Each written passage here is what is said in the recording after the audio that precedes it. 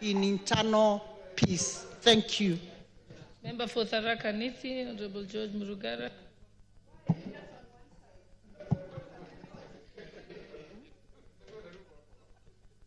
I will come to you. I'm just following the order of the names that came here.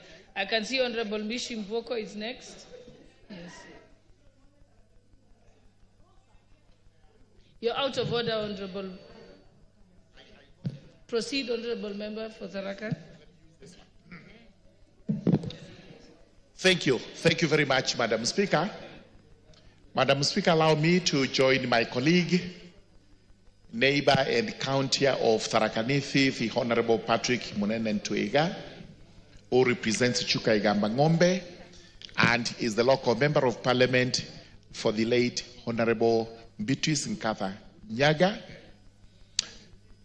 May I join him on behalf of the people of Tharaka constituency, Tharaka Nithi County, and all the well-wishers of the country as we relay our unreserved condolences to the family of the late Beatrice Nkatha.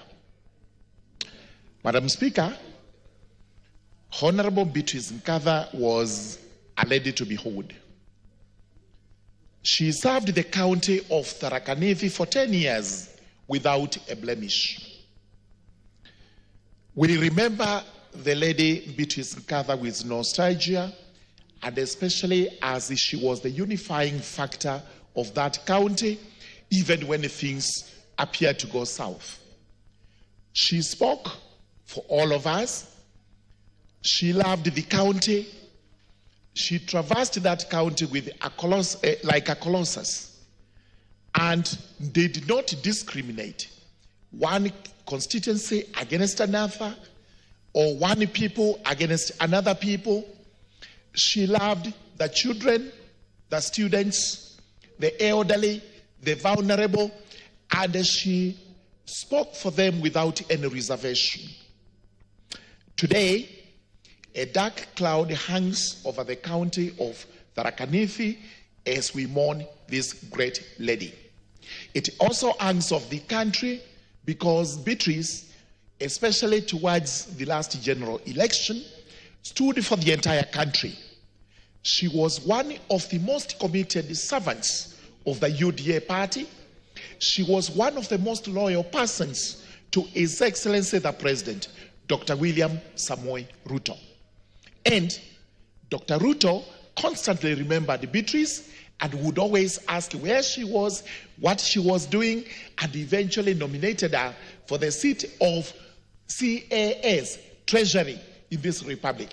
We never took that as light as it would appear, in spite of the fact that problems came up with that position of CS. Let me thank His Excellency for that, and also thank him today because he's wiping away our tears by nominating Professor Kindiki to be the Deputy President of the Republic of Kenya. Professor Kindiki does not belong to Tharaka Nithi, to Meru, or any other.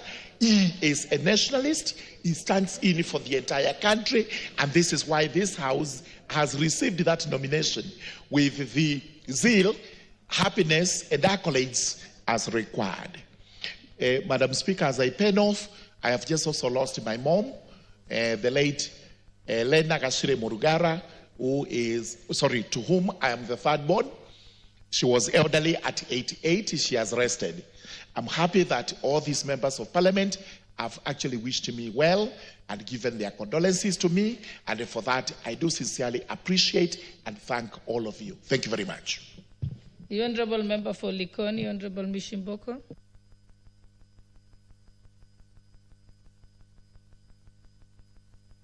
Mike.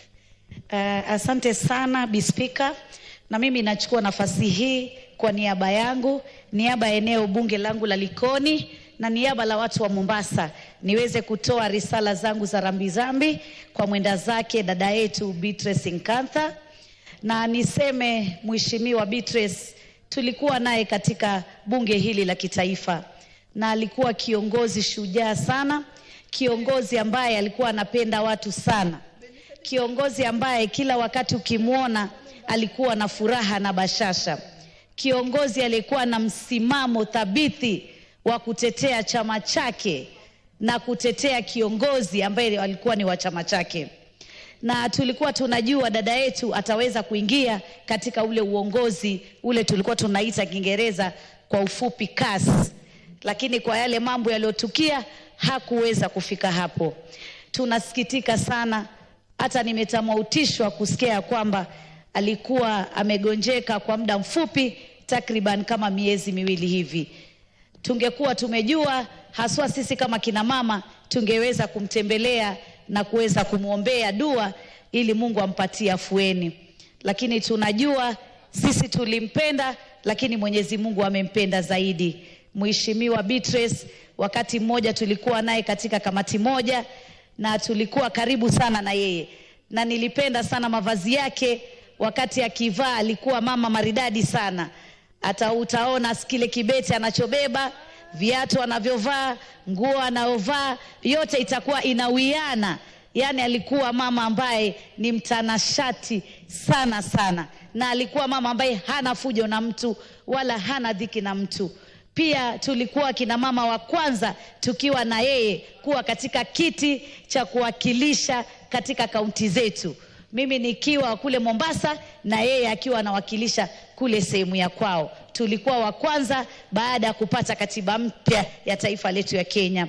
Tunasikitika na tunaomboleza pamoja na ndugu zetu wa sehemu zile za Meru, sehemu zile za Tharaka, kumpoteza shujaa wetu, dada yetu Beatrice Nkantha. Tunaomba Mwenyezi Mungu ailaze roho yake mahali pema peponi. Na tunaomba serikali ya Kenya Kwanza kupitia Daktari William Samoei Ruto, kwa sababu huyu alikuwa kiongozi wako shujaa, kiongozi wako mwenye msimamo, uweze kuangalia familia yake. Yeye ni mwenda zake sasa, lakini najua ana watoto, pengine hata ana wajukuu. Tusiwatupe viongozi wetu wakati wamepatwa na misiba. Pia tuwakumbuke kwa wale ambao wamewaacha na wao wakiwa wametangulia kule mbele. Tunamuombea Mola amweke pema penye waja wema. Poleni sana watu wa Tharaka, poleni sana watu wa Meru, poleni sana bunge la kitaifa na Kenya kwa jumla. Asante sana, Bi Speaker. The Honorable Member for Nairobi County, Honorable Esther Pasari.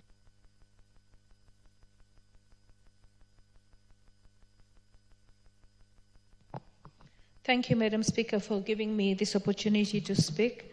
I want to send condolences to the family of Beatrice Nkantha Nyaga for myself and my family and the county of Nairobi.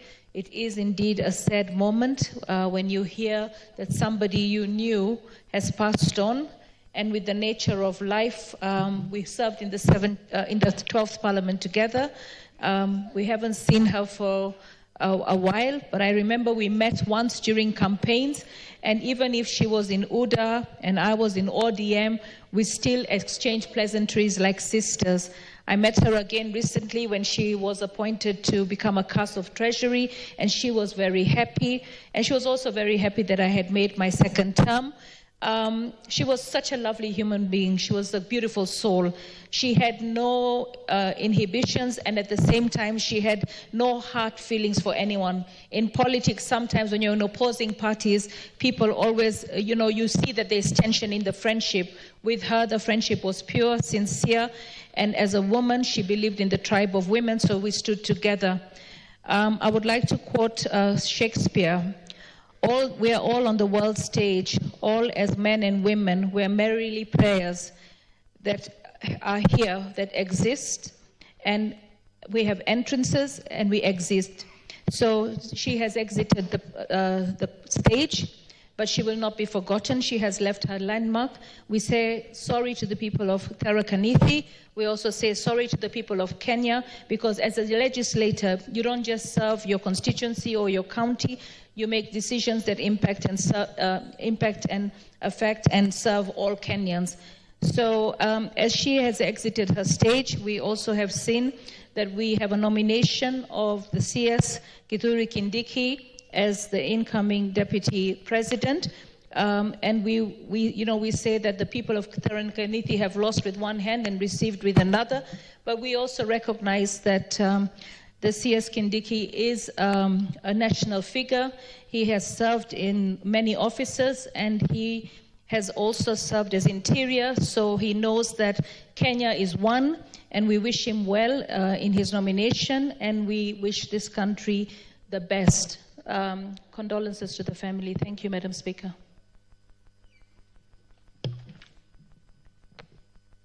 Honorable members, I think we need to close this.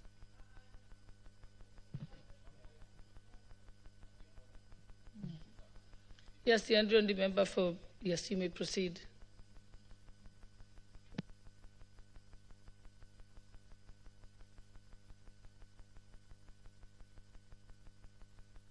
Yeah, I'll give you the member for Tharaka, I'll give you after. You may proceed first, Double N. Thank you, Madam Speaker, for giving me this opportunity to send my condolences to the late Mheshimiwa Beatrice Ngatha from Tharaka-Nithi County. I know her personally. We have met in many occasions. Even during the last 2022 campaigns, we were with her in many, many meetings. And it saddens us this morning to hear about the demise of Beatrice Ngatha. We are here to give our sincere condolences to the family, the children, and the whole community of Tharaka-Nithi County for losing such a soul who was a kind person. She was a generous person, and above all, she was very smart, even at heart. I represent Embu County as women rep, and I know she was one time the women rep of Tharaka-Nithi. And as women rep in this house, this August House, we are saddened to lose one of us. And we can only pray that indeed the Kenya Kwanza government, the UDA, fraternity, and the entire house, that we shall stand with her and the entire family as we remember her and the entire family. May our soul rest in eternal peace. Thank you. Honorable Nduyo, member for Tharaka-Nithi, you'll be the last one. Thank you, Madam Speaker, for this opportunity. Madam Speaker, I've been outside trying to draft something better to present in the afternoon, but luckily I got that my colleague has presented this statement to us. Madam Speaker, today is a Sunday and happy day for Tharaka-Nithi. Mixed feelings. Madam Ngatha is my predecessor. A lady that I valued, a lady that I honored. When I decided to vie for the seat of woman rep, I was so confused on how I will go about it, because she was like a mentor to me. That's why I even tell my people that I've not come to compete with her. I'm coming to continue from where she stopped. Alende who had been honored, a professional printer that I worked with the provincial administration for close to 26 years. Alende who didn't know the poor and the rich. Alende who left indelible marks, so many indelible marks in Tharaka-Nithi County. Madam Speaker, we are sad. Madam Speaker, Ngatha was a very handy-working lady. One of the founding mothers and one of the founding officers and one of the founding politicians of the UDA party. A great friend of Professor Kindiki. I expected her to be here today with us, to be the leading mother to celebrate this joy that is in Tharaka-Nithi today. But unfortunately, Madam Ngatha is not there. We are celebrating this great day, yet we are mourning. I've just talked to the son. It's so sad. But pray that God may give us peace, that God may comfort the people of Tharaka-Nithi County, that God may comfort her family. We loved her. May her soul rest in eternal peace. Thank you. So, honorable members, let us rise and for a moment of silence in honor of our departed colleague. The examination, that became very evident. But today, apart from the principle of a man not being condemned and hurt, especially when he's on his back in a hospital bed, the second principle that was broken by the House, which is a fundamental principle of natural justice, is that you shall not be a judge in your own cause. The rule of bias is a very basic principle of natural justice. Both speakers of the two houses had been mentioned as shareholders, beneficiaries of an arrangement in Kenya Kwanza.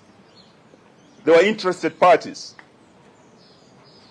And one of them had, in fact, before the matter appearing before him, Speaker Wetangula, I think, was in Machakos County, when he showed his bias on a matter coming before him, he had already pronounced himself as to what should happen to Rigathi Gachagua, who was going to appear before him. Open bias was shown by the Speaker, Wetangula, Deputy Speaker, Sholei, Majority Leader, Kimani Ichung'wah, the Chief Whip, Osoro, and there couldn't have been a fair trial for Rigathi. So today we want to say this, that as a country we missed an opportunity to showcase that we have one of the best constitutions, not in Africa, in the world, the most progressive. Last night it was being tested. As a country under the rule of law, we should have respected and observed the two principles, fundamental principles of natural justice, and we let our country down. However, all is not over. As His Excellency has said, our last line of defense is the judiciary. We pray and we hope, as His Excellency's team appears before court, they will do justice. And this is what the Senate should have done. They were not politicians last night. They were jurors. They were judges. They should have been fair. They should have allowed time for Gachagua to defend himself. But this will be a basic ground upon which I believe the decision of the House can be invalidated and justice shall be done. This, we want to say thank you to our senators. Our leader in the Senate, Senator Wambua of Kitui, I think captured everything Azimio stands for. Our leader in the National Assembly, Honorable Robert Mbui, spoke for all of us as Azimio. But their counterparts in ODM spoke a different language. So today, even as we go forward, we can no longer pretend that we are like-minded. On impeachment, we did say this was not a priority for Kenya. Kenyans have more serious issues. Kenyans cannot take their kids to school because of the failed new funding model in our universities. Patients are dying because when you go to hospitals now, dialysis, you are being turned away. When you have no money, you are a poor person, you are condemned to death by William Ruto and his failed policy, Adani Shah. These are issues that even as we speak, as Azimio, we have differed, not just on this impeachment, not just on joining the bread-based government. We have also differed on Adani, and yesterday we were in court led by senior counsel. Kenyans will on 22nd of October see who is really fighting for them, because we'll be back in court to continue the fight against corruption. In open court. In open court, we will be there on 22nd. We welcome all Kenyans to come. But the matter as it rests today rests with the judiciary. It's the last line of defense. It's our only arm of government that has not been captured. And we pray to God, because between this nation and disaster is the judiciary. That is our shield and defender. Thank you. Thank you very much. Maybe we'll hear Senator Kamau from Lamu. Asante sana. I think on behalf of the Senator. Yes.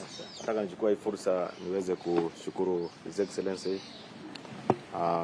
Kalonzo Musyoka pamoja na His Excellency Eugene Wamalwa kwa sababu ya kuweza kuandamana pamoja nasi. Tuko hapa katika Karen Hospital. Tumekuja hapa asubuhi ya leo kuja kuona His Excellency the Deputy President Rigathi Gachagua, ambaye nyote mnajua kwamba kuanzia jana aliweza kuletwa hapa akiwa mgonjwa na anaendelea kupata matibabu. Tumeweza kuongea na daktari ambaye anamhudumia na amesema kwamba bado matibabu inaendelea na kwa sasa hawezi kuweza kuongea kwa sababu anaendelea na matibabu. Jambo nataka niseme ni kwamba jana, mnajua vile ilitendeka ya kwamba naibu wa rais Rigathi Gachagua alikuwa aweze kuingia katika bunge la Senate, aweze kujitetea kutokana na mashtaka ambayo alikuwa amekelewa na Mutuse, na mnajua kwamba haikuwezekana kwa naibu wa rais kuja kujitetea kwa sababu aliweza kugonjeka kabla ya yeye kuja kujitetea katika jumba letu la Senate. Nataka niseme kwamba ni jambo ambalo lilihuzunisha zaidi kuona ya kwamba Mheshimiwa naibu wa rais aliweza kuhukumiwa bila kusikizwa. Naam, Sadakta mtazamaji.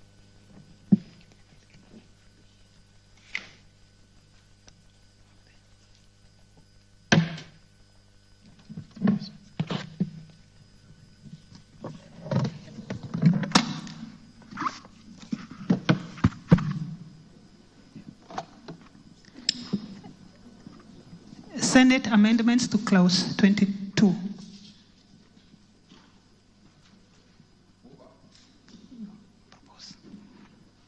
Order, Chairperson.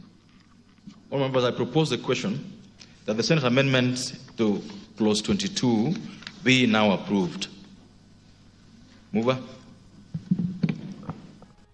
Chair, we looked at the amendment from the Senate, clause 22, and Chair, after discussing and seeing the merits of the amendment from the Senate, we as a Committee of Agriculture decided to approve the amendment from the Senate. Thank you, Chair.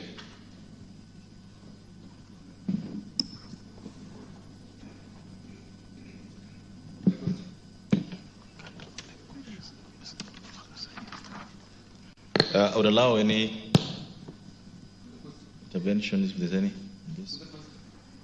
Members, I now put the question.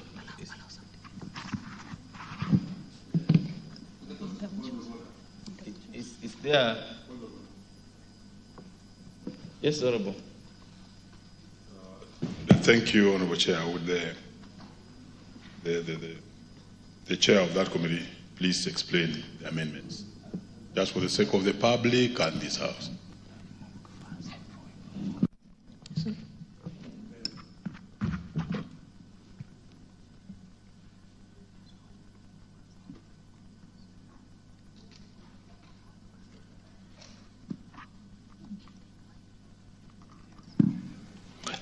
Thank you, Chair.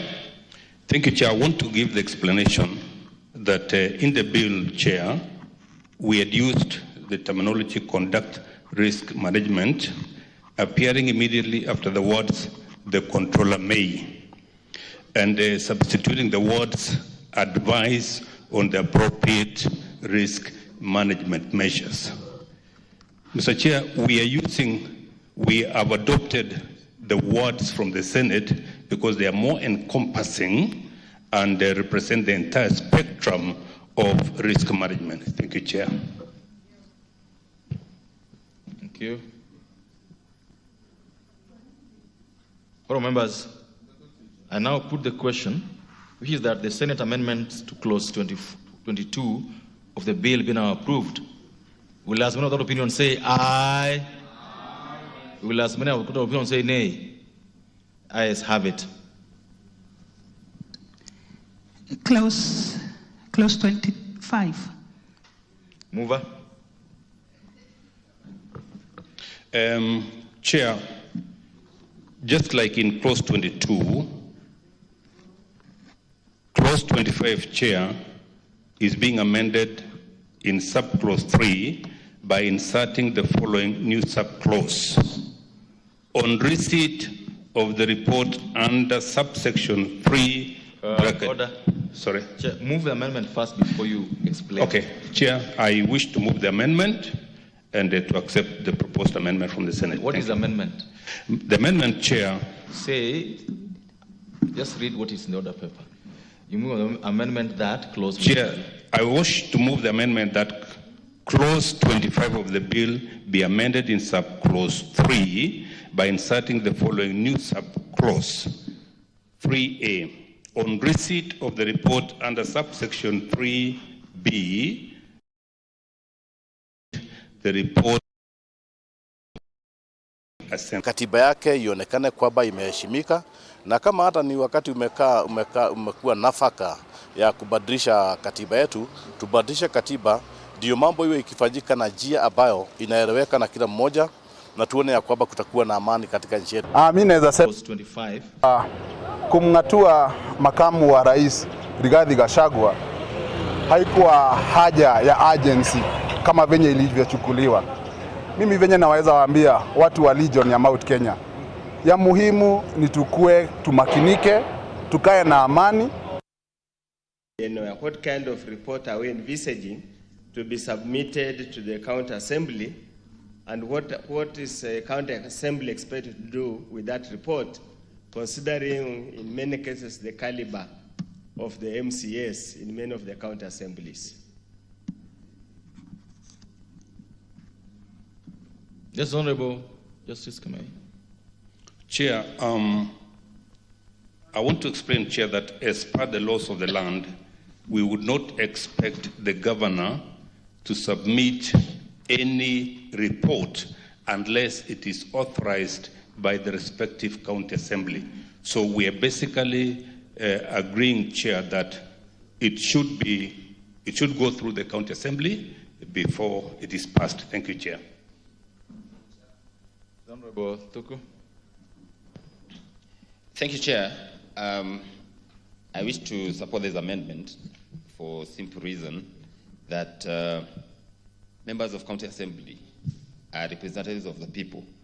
And indeed, if any report emanates from whatever quarter, needs the approval, ratification, and approval by county assemblies, we are talking of a very important bill here, Food and Feeds Safety Control Coordination Bill. Chair, I come from an agricultural constituency where we do dairy farming, and we have so much of unregulated feeds coming from manufacturers. And of course, we know the kind of infiltration that can happen within the circles of animal feeds. But now, after any investigation or, certification of feeds, this report is brought to the governor and he just approves.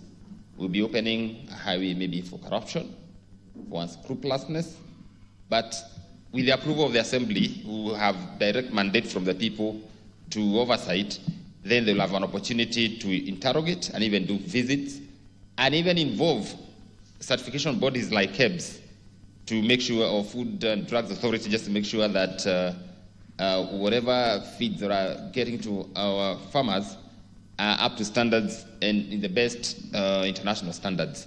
Therefore, Mr. Speaker, Chairman, I support this amendment. Thank you. Thank you. Members, I now put the question that the Senate amendment to clause 25 be now approved. Will, as many other opinions say aye? Will as many of them say nay? Ayes have it. Senate amendments to the first schedule. Mover. Chair, I wish to move that the first schedule be amended by inserting the following new items immediately after item number 3. Each county government department dealing with matters relating to agriculture, that is 3A, Chair, and then 3B, each county government department dealing with matters relating to health. Chair, we propose to reject this amendment because the moment we forward, Chair, issues to the county government, we will not be going down to various departments. We will just be giving the matters to the county government, and then the county government will deal as per the authorization they have. Thank you, Chair. Members, I now propose the question that the Senate amendment to clause to the first schedule of the bill be now rejected.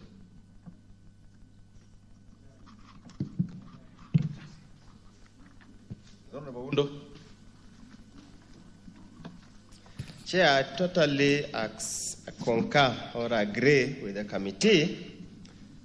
I think at times the county governments overreach themselves. These two small departments they have that have got no value at all to the lives of the people shouldn't be involved in very complicated matters like this. Once we have given once it has gotten to the county, the small department, they have no budget. It's only their own employment bureaus that have got no technical ability to deal with this matter. I totally agree. We reject, but then we go back to mediation. I hope that's the only point of mediation. I wish you well that you'll be able to convince them to see the necessity to leave it the way it is. Thank you, Chair.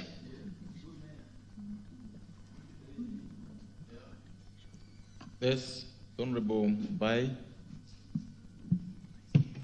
Honorable Chair, I wanted to add my voice on the proposal before we approve it. Chair, we know agriculture is the backbone of our country. And formerly, before devolution,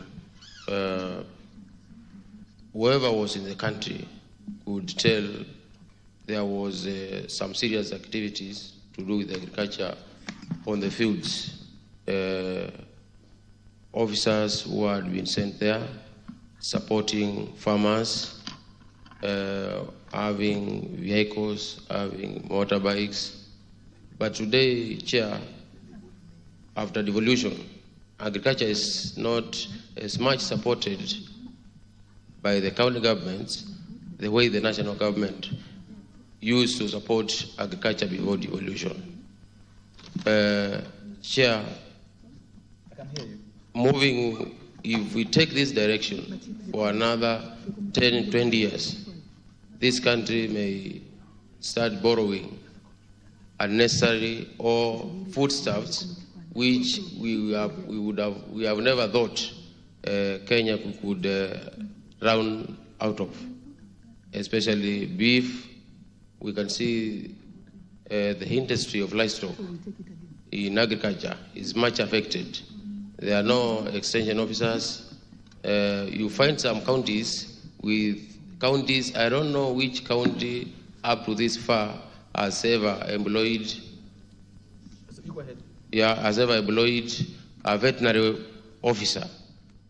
Today they are using public health officers to inspect meat in the towns, and the same public health officers cannot be used as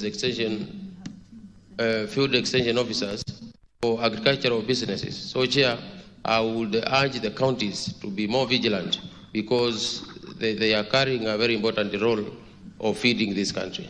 And as we empower them, they should take up their role with strength. Thank you.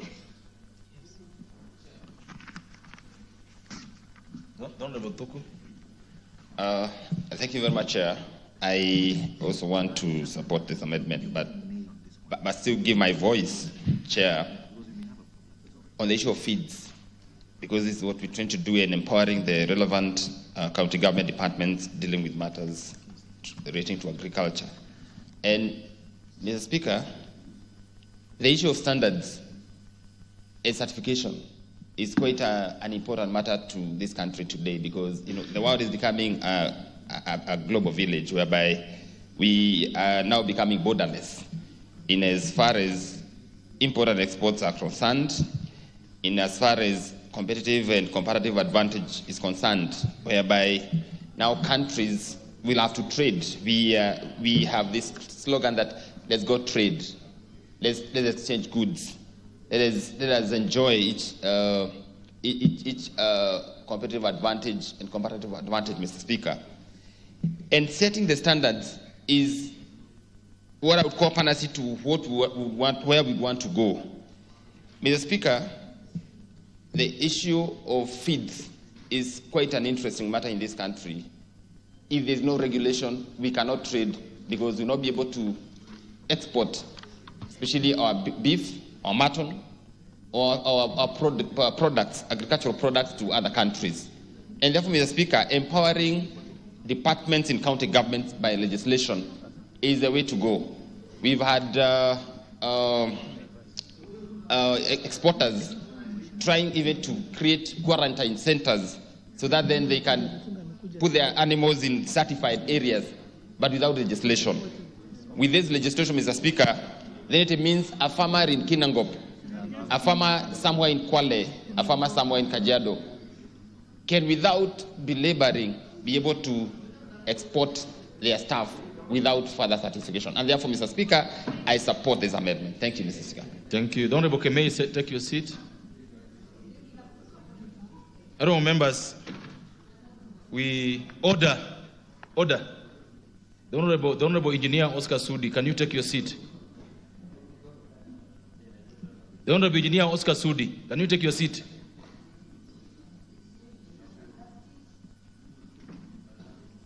Oh, members, voting on this one, I have to guide this, that the committee is proposing rejection of the amendment. So those who go with the committee will vote nay. Those who go with Senate amendments will vote aye. I hope this is well guided.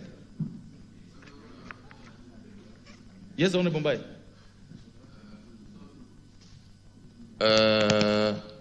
Maybe the honorable member standing in for the chair could indicate the initial proposal of the committee and the proposed amendments by Senate, just to refresh my mind. That was long done. That is what we just finished.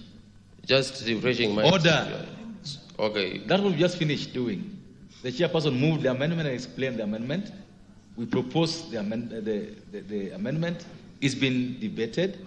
Now we are voting. That's what has just happened. Just order. We cannot repeat that process. We just finished. So we are going. Members, I will now be putting the question, and I've guided that the committee proposes a rejection of the amendment. Those who support the committee will vote nay. The Senate proposes to amend the bill. Those who support the Senate will vote aye.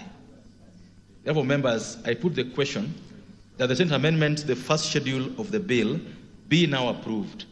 Will as many of the opinion say aye? Will as many of the opinion say nay? Nay. The nays have it. Mover. Thank you, Chair. Honorable Chairman, I beg to move that the committee do report to the House its consideration of the Senate amendments to the Food and Food Safety Control Bill, National Assembly Bill number 21 of 2023, and its approval thereof with amendments. Thank you. Thank you, honorable members.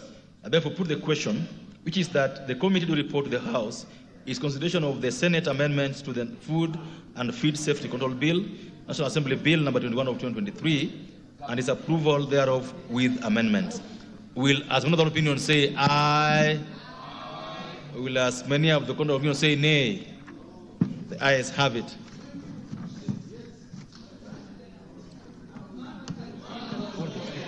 Call the speaker. Call the speaker.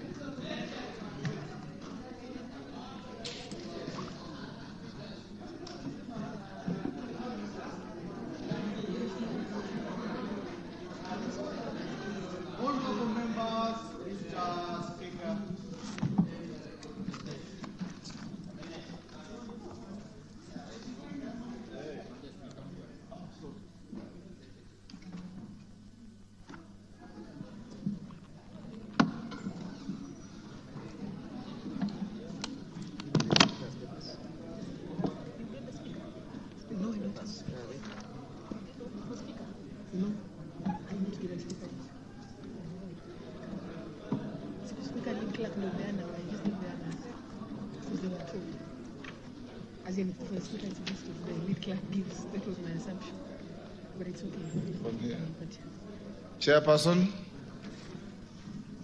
Chairman?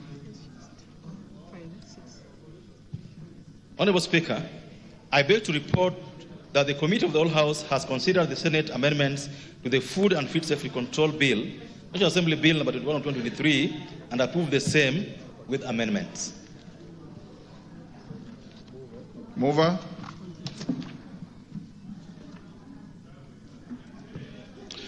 Honorable Speaker, I beg to move that the House do agree with the committee in the said report.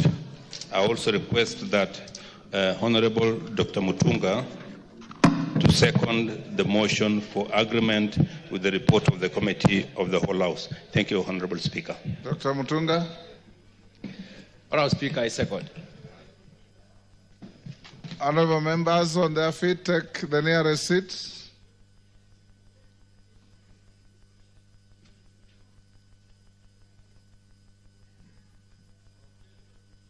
Take the seat. Bashir. Kindiki, take the nearest seat. Where is the nearest?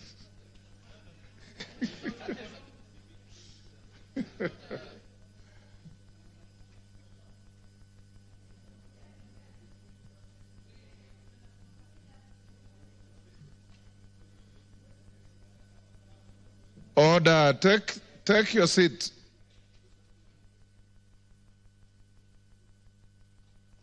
Honourable members, I propose the question, which is that the House do agree with the committee in the said report. I now put the question, which is that the House do agree with the committee in the said report. As members of that opinion say aye. Will those of the contrary opinion say nay? The ayes have it.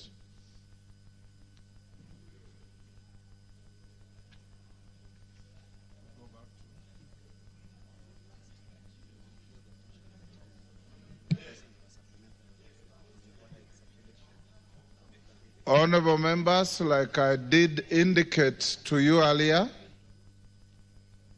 following the meeting of the House Business Committee, authority was given to prepare a supplementary order paper which the clerk has prepared, the Speaker has approved for circulation, and is now available to you.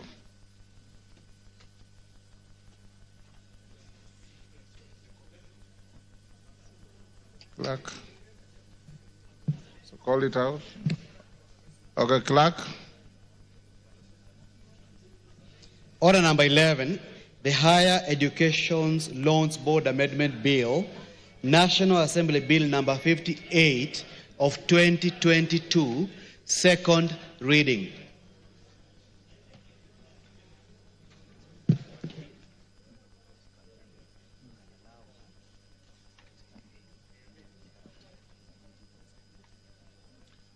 Joyce Kamene, is she in the house? Thank you, Mr. Speaker. Joyce Kamene, you may start moving, but at some point I will interrupt you to deal with the issue that we adjourned the House about before you carry on. Thank you, Honorable Speaker. I wish to move the amendment on the Higher Education Loans Board Amendment Bill number 58 of 2022. Honorable Speaker, the principal object of this bill is to amend the Higher Education Loans Board Act number 3 of 1995 to address a specific challenge faced by some of the young students, those who have not yet attained the age of 18 years and, as such, are ineligible to apply for higher education loans under the current legal framework. However, Article 27(4) of the Constitution 2010 on equality and freedom from discrimination outlines that the state shall not discriminate directly or indirectly against any person on any grounds, including age. Honorable Speaker, the bill expressly provides that the Higher Education Loans Board shall not deny a loan to a student who has not attained the age of 18 years.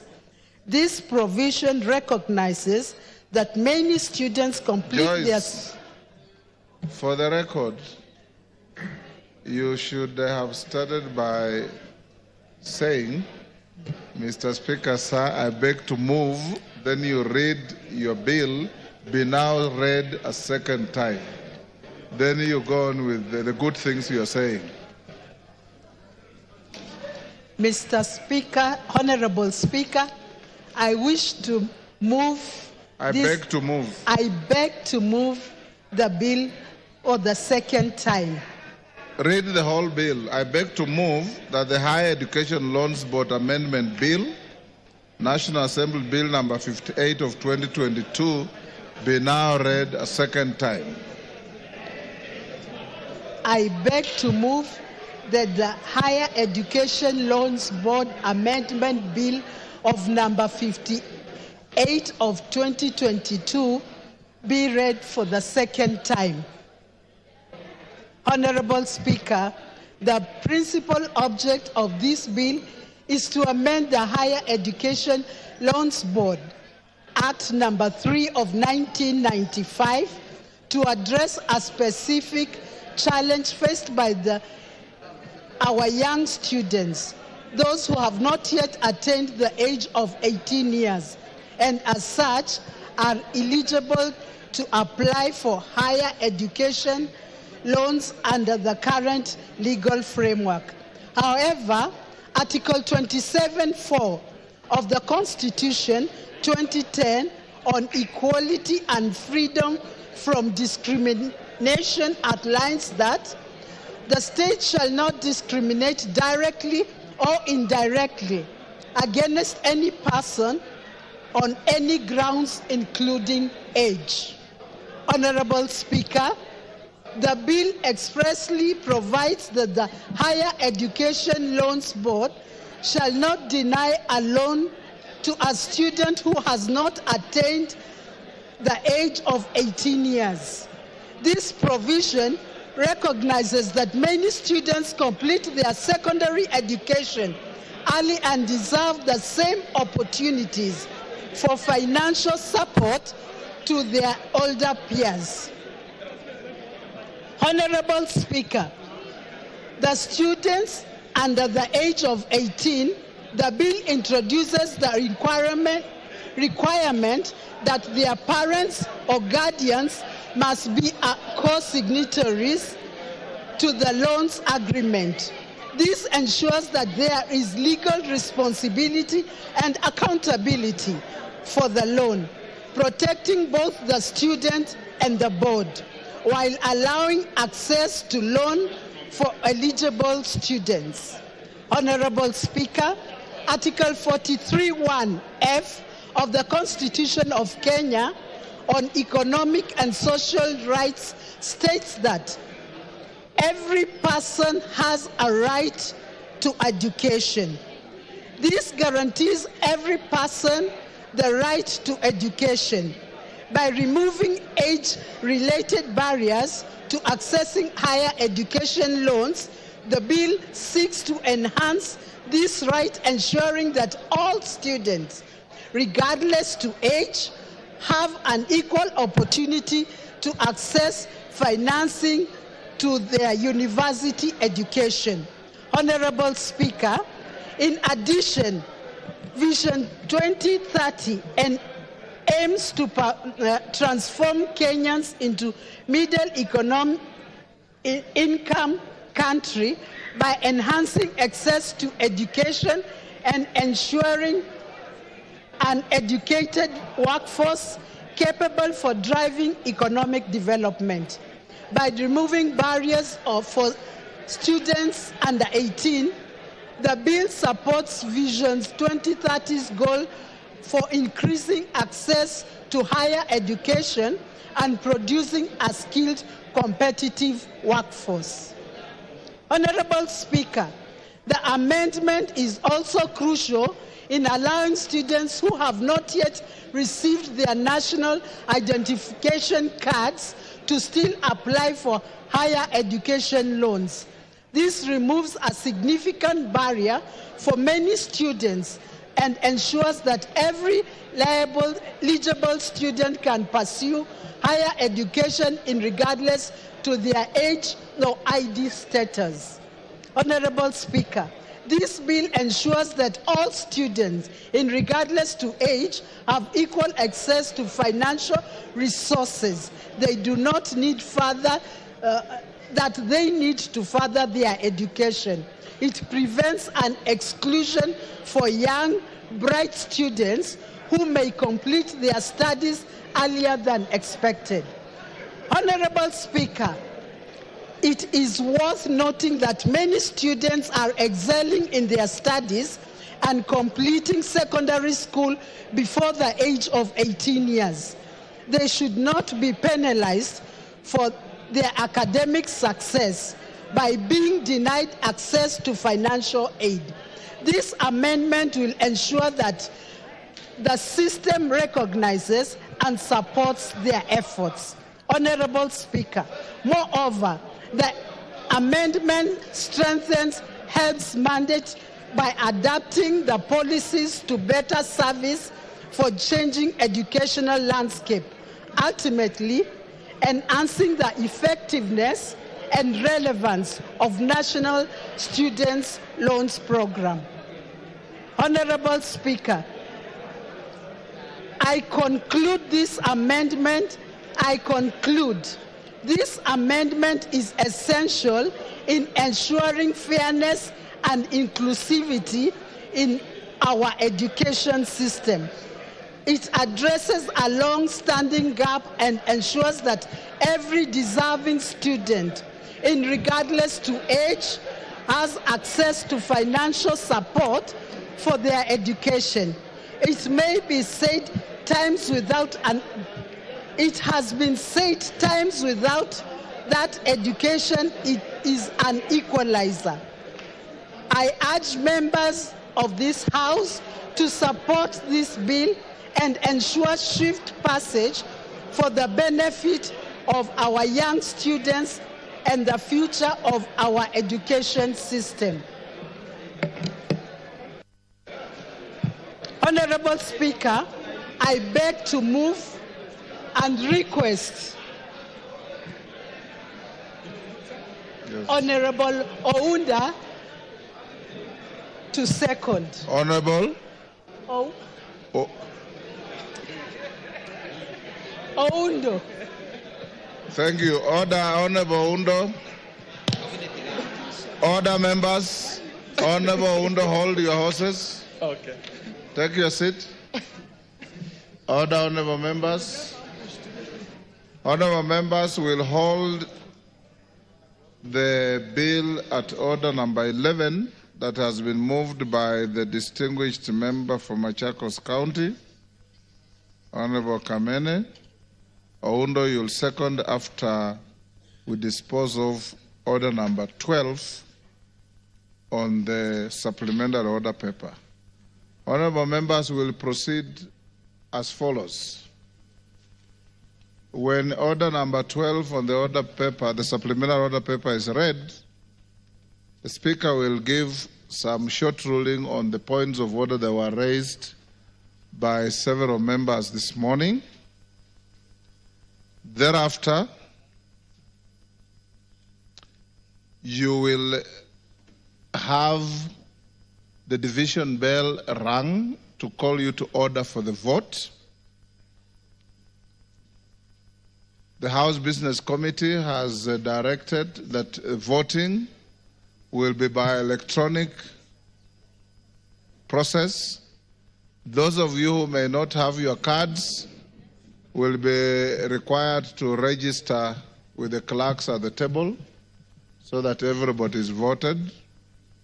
After the vote is cast and the results announced to the House, then we'll open to a few members who may wish to comment on the nominee that has been processed through the House.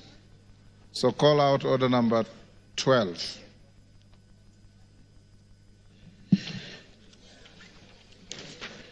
Order number 12, voting on the nominee of on the nomination of Professor Kithure Kindiki, EGH, to fill the vacancy in the office of the Deputy President of the Republic of Kenya.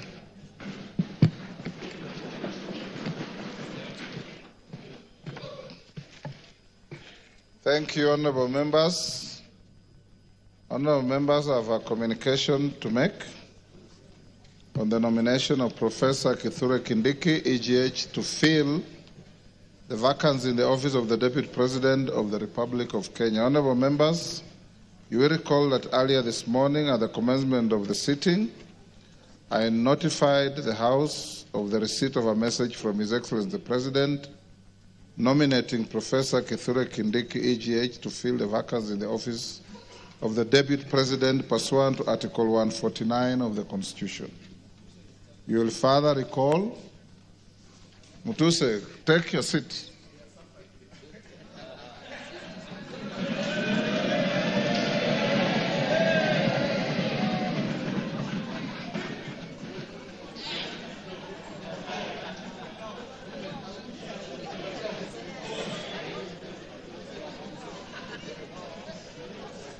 Gachagua, take a seat.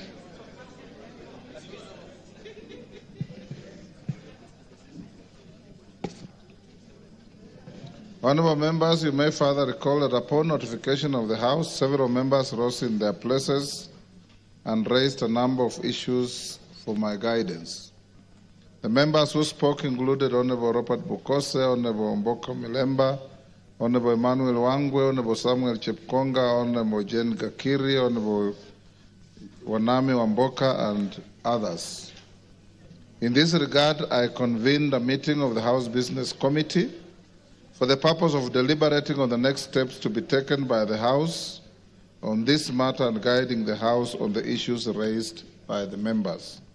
Honourable members, I have distilled the issues raised by the members as follows. 1.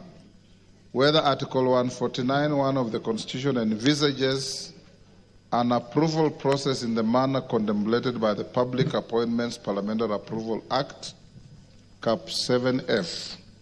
2. Whether the House shall conduct public participation in voting on the nomination under Article 149(1) of the Constitution. 3. Whether the members shall be required to debate on the nomination under Article 149(1) of the Constitution. And 4. The timelines envisaged under Article 149(1) of the Constitution. And 5. The threshold for voting on the nomination and Article 149(1) of the Constitution. Honourable members, permit me to examine each of the issues that have been raised.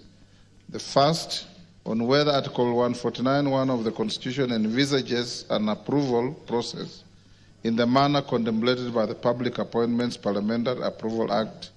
It's noteworthy that the Article 149(1) of the Constitution provides as follows, and I quote, "Within 14 days after vacancy in the office of the Deputy President arises, the President shall nominate a person to fill the vacancy and the National Assembly shall vote on the nomination within 60 days after receiving it." From a reading of Article 149(1) of the Constitution, it's expressly provided that the National Assembly shall vote on the nomination within 60 days after receiving it. The drafters of the Constitution distinguish the language used in Article 149(1) of the Constitution by expressly providing that the House is required to vote and not approve the nomination. Indeed, this is to be distinguished from the provisions of Article 132(4) of the Constitution, which provides that the President shall nominate and, with the approval of the National Assembly, appoint and may dismiss the Cabinet Secretaries in accordance with Article 152, the Attorney General in accordance with Article 156, the Secretary of the Cabinet in accordance with Article 154, Principal Secretaries in accordance with Article 155, and High Commissioners, Ambassadors, and Diplomatic and Consular Representatives. Members at the bar, take the nearest seats.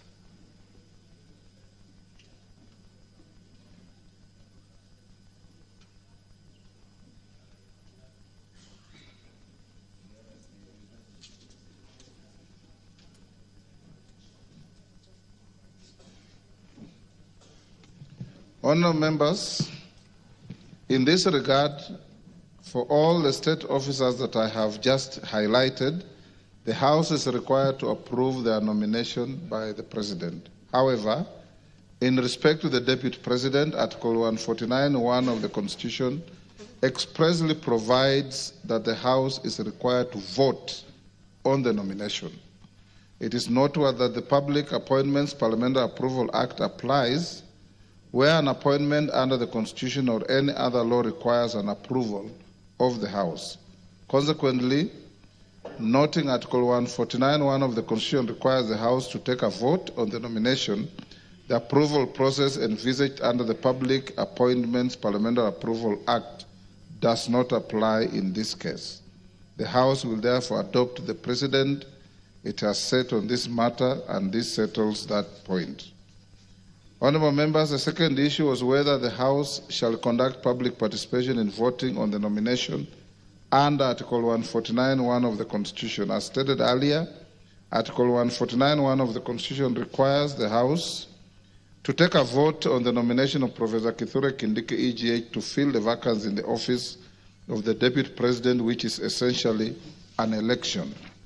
Honourable members, you will recall that the practice of the House, whenever it is confronted with an obligation to vote on the matter as relates to an election, the instances include election of the Speaker, the Deputy Speaker, under Articles 106 of the Constitution, the members of the East African Legislative Assembly and the Pan-African Parliament, for which the House is required to vote on nominations of members to hold such positions. The practice of the House in these instances is that the House has always proceeded directly to vote without public participation. To this end, to the extent that Article 149(1) of the Constitution contemplates the House to vote upon receiving the nomination, the requirement for public participation is not applicable in this case. This settles the second issue. Honourable members, on the third issue relating to whether members shall be allowed to debate on the nomination, is noteworthy that having determined the vote contemplated under Article 149(1) of the Constitution is an election, no debate arises on a matter of election. Indeed, you will recall that in the case of the election of a Speaker of this House and the members of the East African Legislative Assembly, no debate arises. This settles that third issue. The fourth issue, honourable members, is the issue on timelines envisaged under Article 149(1) of the Constitution. You will observe that the Article 149 of the Constitution defines the period within which the President is required to nominate a person to fill the vacancy in the office of the President, office of the Deputy President, which is within 14 days after vacancy in the office of the Deputy President arises. The National Assembly is then required to vote on the nomination within 60 days after receiving it. Honourable members, from the foregoing, Article 149(1) of the Constitution defines the maximum period within which the President and the National Assembly are required to act. To this end, the President can nominate a person to fill the vacancy from the first day of the vacancy arises up to the 14th day. On its part, the National Assembly is required to vote on any day from the first day it receives a nomination up to the 60th day after receipt of the nomination. Consequently, the nomination of Professor Kithure Kindiki, EGH, and the vote the House is required to take today on the nomination is within the constitutional timeline provided for in Article 149(1) of the Constitution. This settles that fourth issue. The fifth and final issue that was raised was guidance on the threshold for voting under Article 149 of the Constitution. It is noteworthy that Article 149(1) of the Constitution has not defined or provided for the threshold for voting for the nomination of a person to fill the vacancy of the office of the Deputy President. Article 122(1) of the Constitution provides that, except as otherwise provided in the Constitution, any question proposed for decision in either House of Parliament shall be determined by a majority of the members in that House present and voting. Consequently, the threshold for voting on the nomination of Professor Kithure Kindiki EGH is a majority of the members in this House present and voting as provided for in Article 122(1) of the Constitution. That final issue is also settled. Honourable members, in summary, therefore, I wish to guide the House as follows. 1, that Article 149 of the Constitution requires the House to take a vote on the nomination of Professor Kithure Kindiki EGH to fill the vacancy in the office of the Deputy President. 2, and in this regard, the House will be guided by its previous precedents whenever it's called upon to take a vote on a matter as it relates to the election of the Speaker, the Deputy Speaker, and members of IALA and Pan-African Parliament. 3, that no debate arises on a matter that the House is required to take a vote. 4, that the nomination of Professor Kithure Kindiki EGH and the vote the House is required to take on the nomination is within the constitutional timeline provided for in Article 149(1) of the Constitution. 5, that the House Business Committee has resolved that the vote contemplated under Article 149(1) of the Constitution be taken today during this sitting of the House. 6, that the threshold for voting on the nomination of Professor Kithure Kindiki EGH is a majority of the members in the House present and voting as provided for in Article 122(1) of the Constitution. The House is therefore accordingly guided and may now proceed to take the vote. Clerk, can you ring the division bell for 5 minutes? Yes, Wanjala.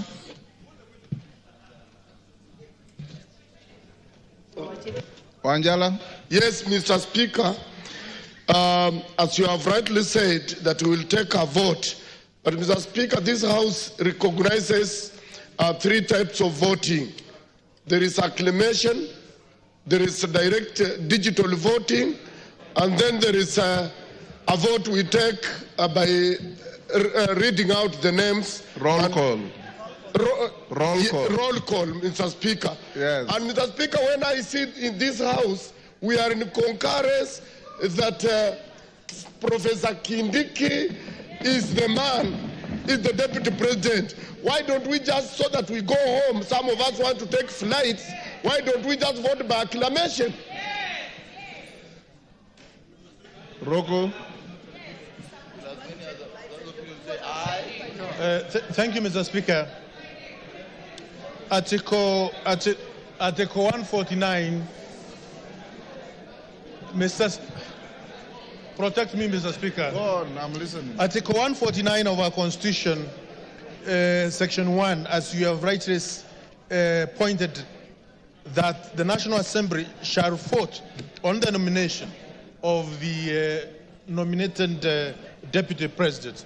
Mr. Speaker, the mood of the House is that there is no objection whatsoever as far as nomination of Professor Kindiki is concerned. Yes, we are ready with our cards to vote electronically, but Mr. Speaker, we seek your ruling and indulgence so that we can go by acclamation and we solve the matter once and for all. Thank you, Mr. Speaker. Order, honorable members. Yes, Senior Counsel. Senior Counsel Otiende. Give Otiende a moment. Thank you. Honorable Speaker, honorable members, I know this is a serious moment in history. It is also a constitutional moment. I wholly agree with the Honorable Wanjala, Honorable Ruku, in terms of the mood of the House. However, Mr. Speaker, there are things we need to do for the record, not just for ourselves. Even as we speak, this whole process is being challenged in court. We need not allow any gap, because so far, from the start to now, we have not allowed any gap. Let us not be in a rush to allow a gap. I beseech members, let us vote electronically. It does not take time. Thank you, Mr. Speaker. Honorable members, let's not open debate on this. Electronic voting takes less than 5 minutes. I'm sure you know this. So since the House is nearly full, let's have the division bell rung for just 5 minutes. Then we draw the bar, you log in, and we call out the vote. And the majority leader and minority leader nominate one person each to act as tellers. Then with those who don't have cards, I said, you record at the table with the clerks.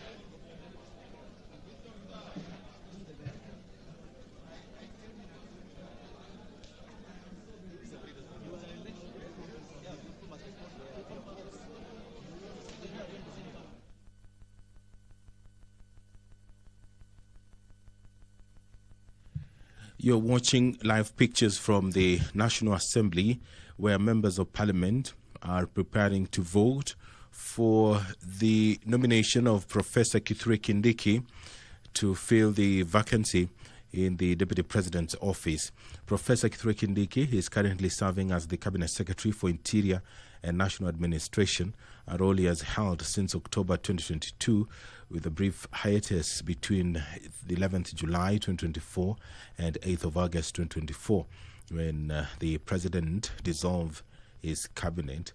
As the Cabinet Secretary for Interior and National Administration, Honorable Kindiki has led and overseen achievement of various milestones and reforms, including the Police Equipment Modernization Program, significantly enhancing the capabilities of Kenya's security services, finalization of a strategic framework to commence implementation of police reforms recommended by the Honorable Justice David Maraga Task Force, as well as abolishment of the previous vetting processes for issuance of national identity cards, recognition of minority groups and stateless communities, ensuring they receive Kenyan citizenship and associated rights, and operationalization of the Public Benefit Organizations Act.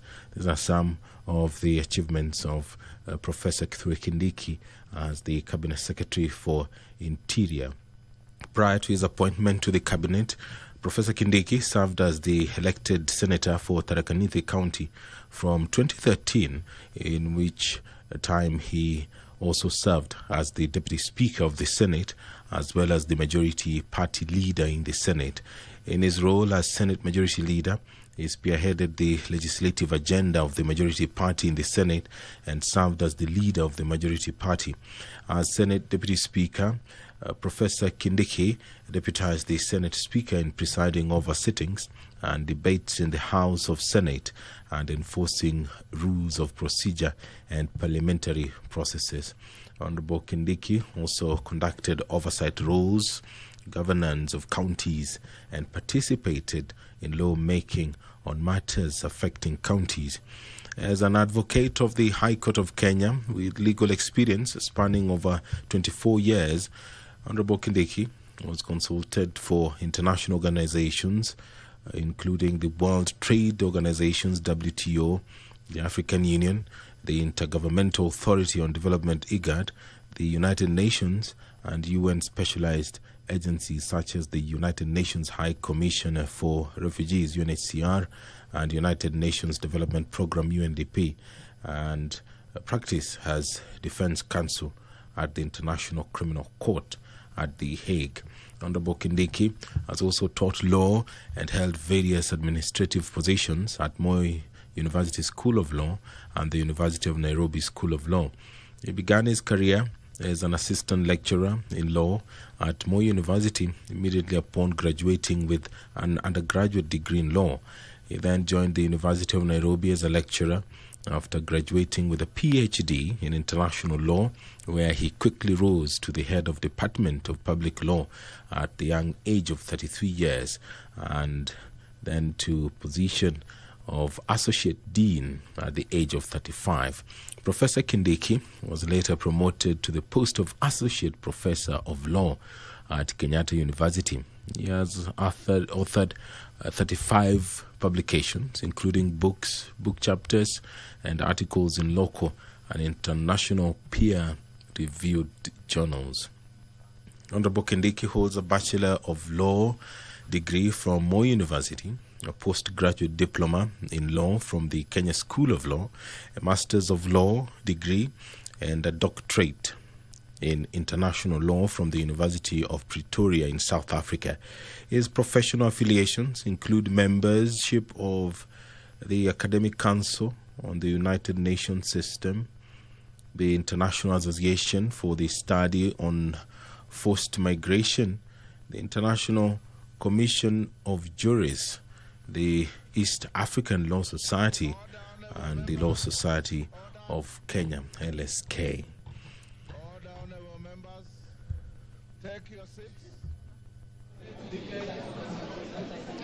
Take your seats. Sergeant, you may now draw the bar. Close the bar, sorry.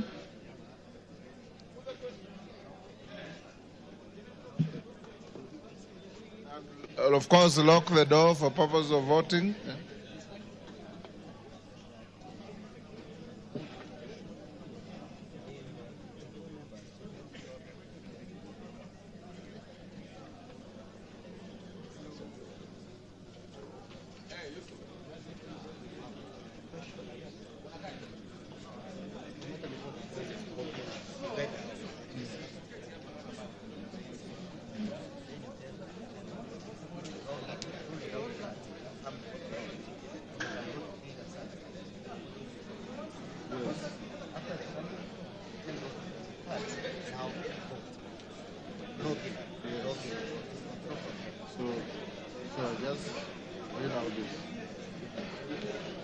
Order, honorable members. Order, honorable members. Can I have a feel on how many members don't have their cards? Not many. I request respectfully members who don't have their cards to come to where civil servants sit, where they come to this house, on both sides.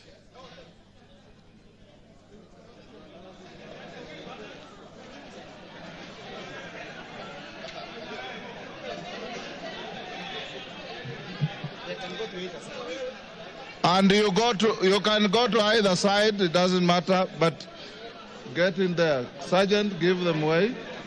You go in there.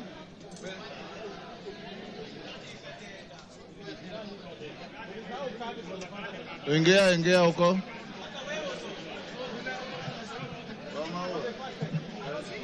Yes.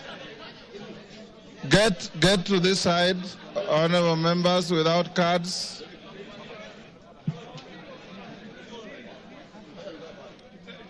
You can even spill to the back, no problem. You will be called. Catherine, if you have no card, move in. Yes.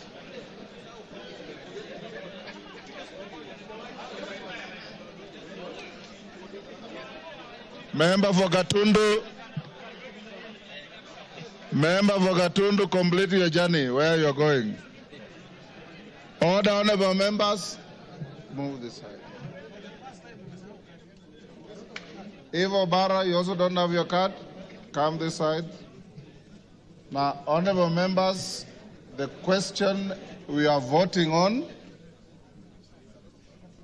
is on the nomination of Professor Kithure Kindiki, EGH, to fill the vacancy in the office of the Deputy President of the Republic of Kenya. That is the question. Now log in. Take out your cards. Take out your cards. Log in.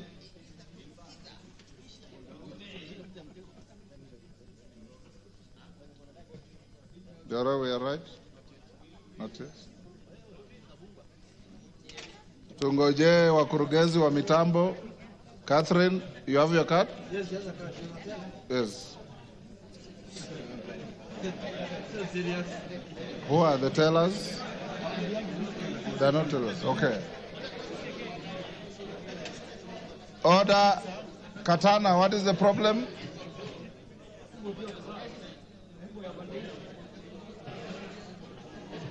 Tunangojea wakurugenzi wa mitambo. Jora, are we ready? Okay. Are we? Yes.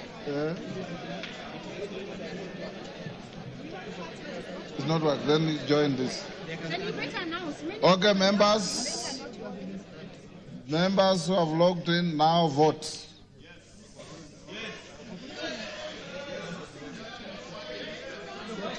Yeah, then you will record here. That's all.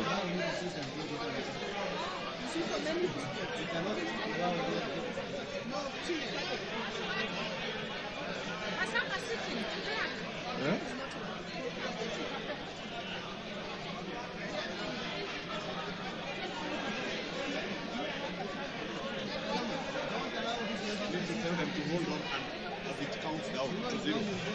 Yes.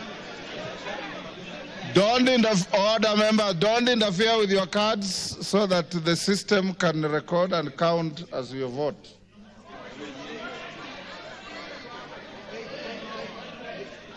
Hold.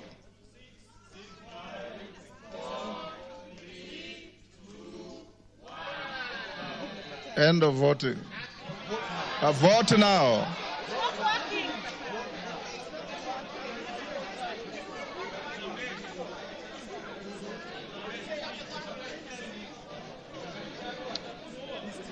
Order. Joro, what's the problem?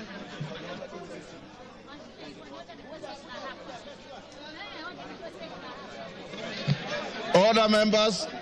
Let's repeat. Log out.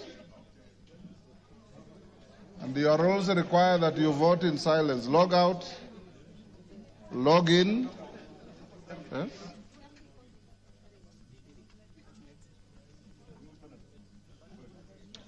Once you've logged in, just hold until you are told vote now.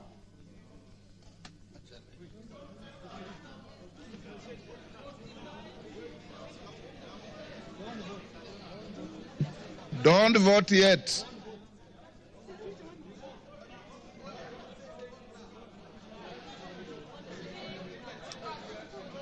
Is it malfunctioning? Kirui, is it malfunctioning? Yes.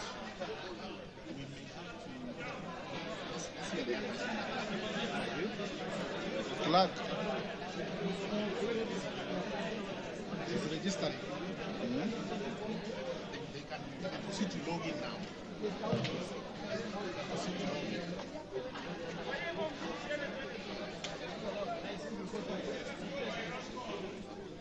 Is it working?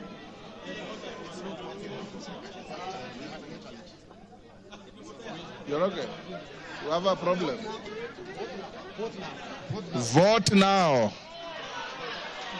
Vote now.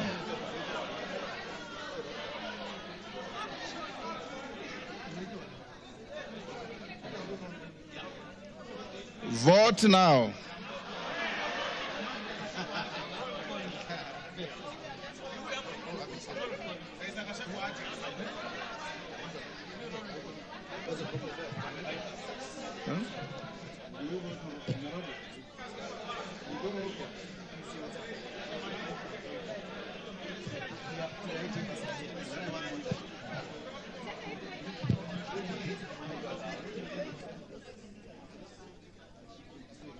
The IT man, what's the problem?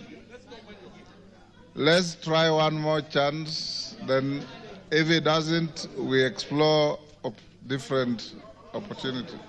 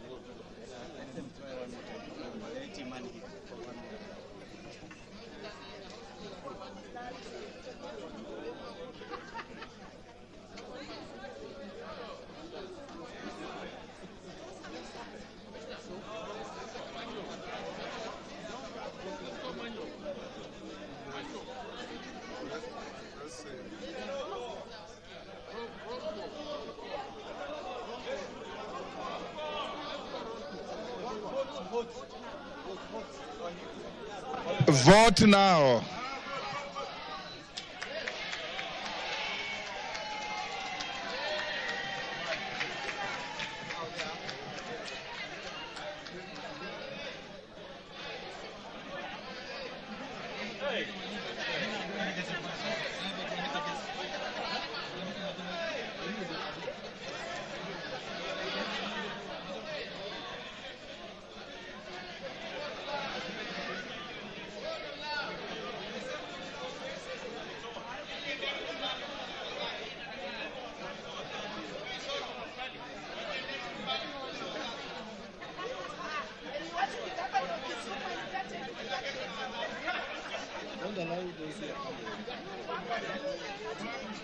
Member for Kisumu, you have voted. You remain where you are. Eh? Pardon? Yes, it's done.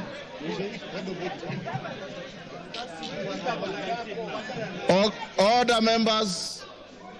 Order. So you remain in your seats. When the voting is going on, you remain in your seats. The three ladies go back. What's the problem? Now, for the members who didn't have their cards, you will pass one by one, and they will tick against your name. You've already voted here. Oh, very good. And yourself? You have voted? Oh, you are voting? Okay. If you have voted, take your seats.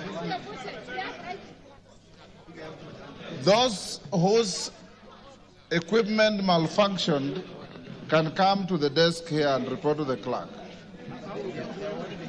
Eh? Okay, okay.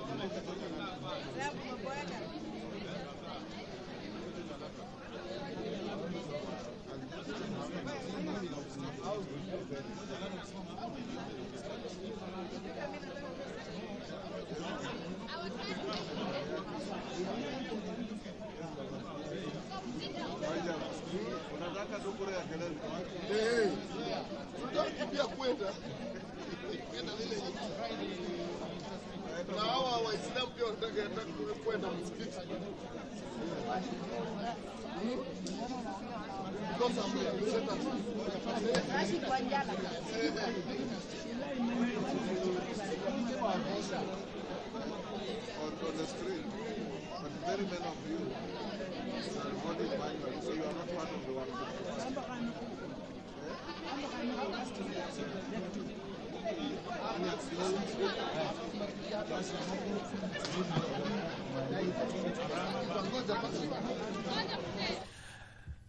Good afternoon. You're watching live pictures from the floor of the National Assembly, where members are currently voting on the nomination of Professor Kithure Kindiki to fill the vacancy in the Deputy President's office.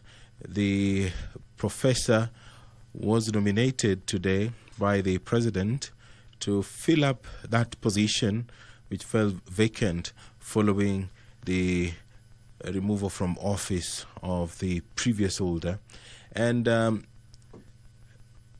Professor Kindiki is currently serving as the Cabinet Secretary for Interior and National Administration, a role he has held since October 2022, albeit also for a small or a brief hiatus between July 11th and August 8th, 2024. The Cabinet Secretary for Interior and National Administration has served under different capacities, among them the Deputy Speaker of the Senate, the Senator for Tharaka Nithi County, and is currently serving as the Interior Cabinet Secretary.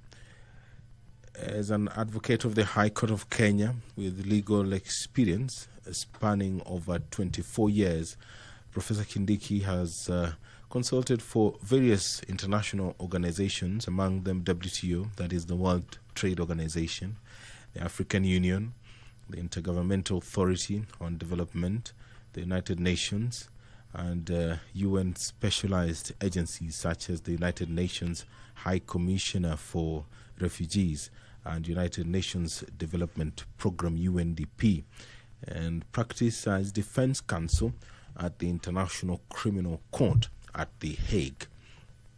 He has also taught law and held various administrative positions at Moi University School of Law and the University of Nairobi School of Law.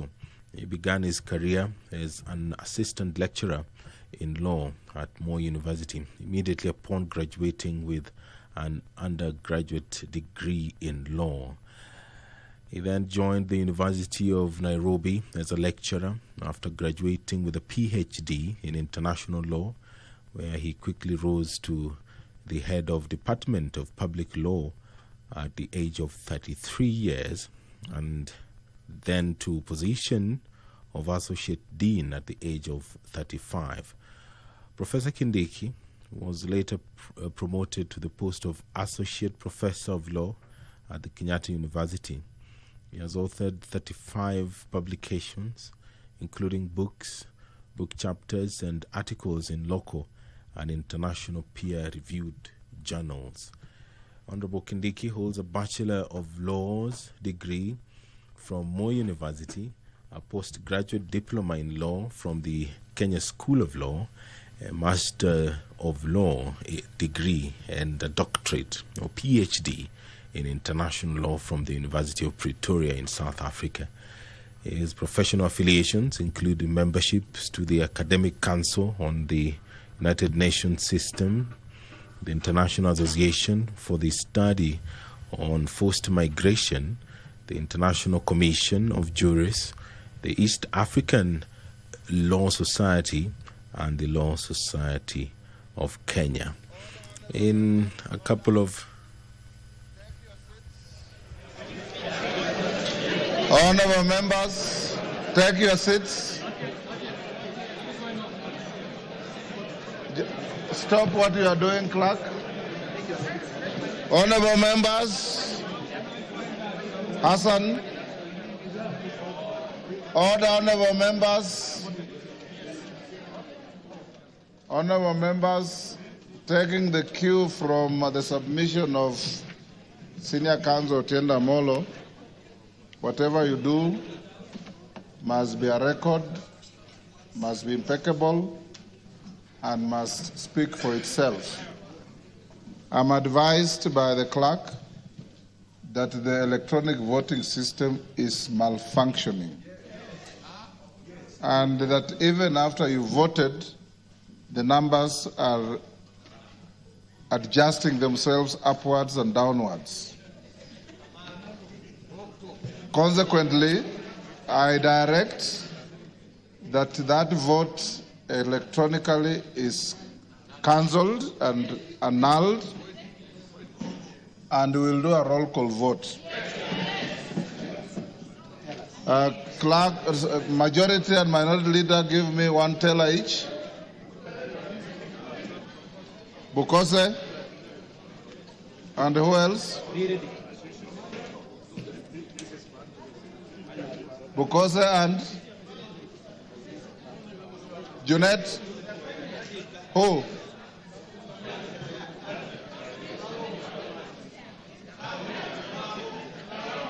Myself. Okay. Bring to who? Zamzam. Yes. And who else? One more.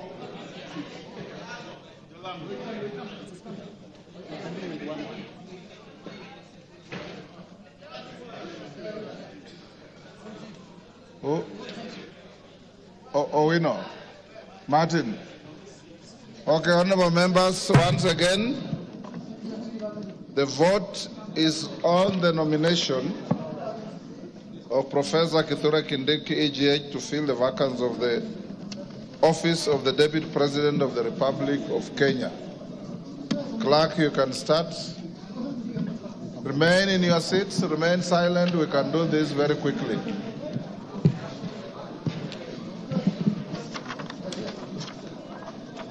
You ready? Tell us what you say. Ready? Ready? Ready? Ainabkoi, Chepkonga Kiprono Samuel. Ainamoi, Langat Benjamin Kipkurui. Ainamoi, Langat Benjamin Kipkurui. Not present.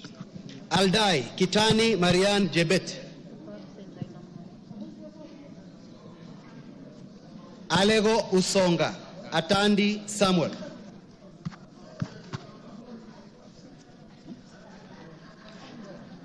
Alego Usonga, Atandi Samuel. Awendo, Oino John Walter.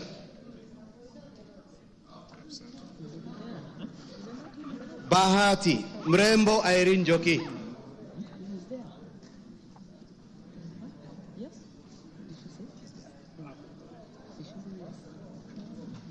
Balambala, Shurie Abdi Omar.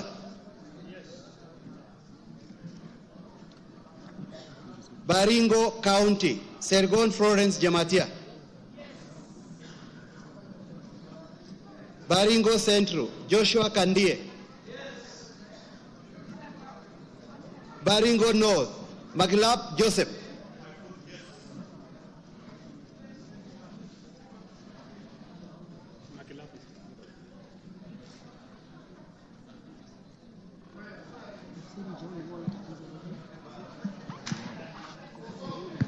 Yes.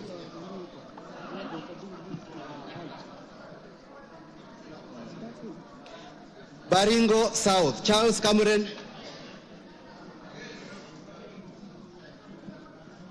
Belgut, Nelson Koech.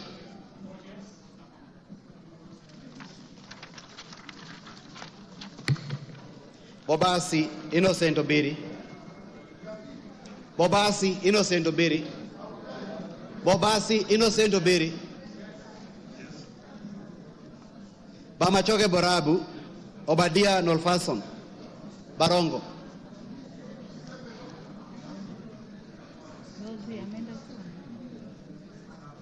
Bamachoge Chache, Alpha Miruka Ondeki. Bomet County, Chepkorio Linet. Bomet Central, Richard Kilel. Bomet East, Richard Yegon. Bonchari, Charles Onchoke. Bonchari, Charles Onchoke. Bondo, Gideon Ochanda. Bondo, Gideon Ochanda. Borabu, Patrick Osero. Budalangi, Sauti Bita Wanjala. Bumula, Nelson Jack Wamboka. Bumula, Nelson Jack Wamboka. Bungoma County, Catherine Nanjala Wabilianga. Bungoma County, Catherine Nanjala Wabilianga. Bura, Ado Kuno Yakub. Bura, Ado Kuno Yakub. Bureti Kibet Komingoi Kirui. Busia County, Catherine Omanyo. Butere Nicholas Tindi Mwale. Nicholas Tindi Mwale. Butula Joseph Oyula. Butula Joseph Oyula. Buhuri Muruidhania Rindikiri Mugambi. Central Imenti Moses Nguchine. Changamwe Omar Mwinyi.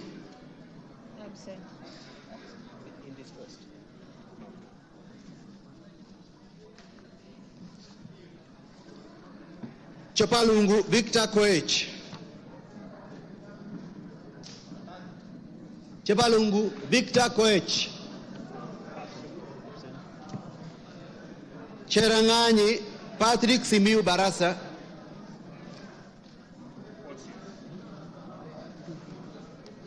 Chesume Paul Biego.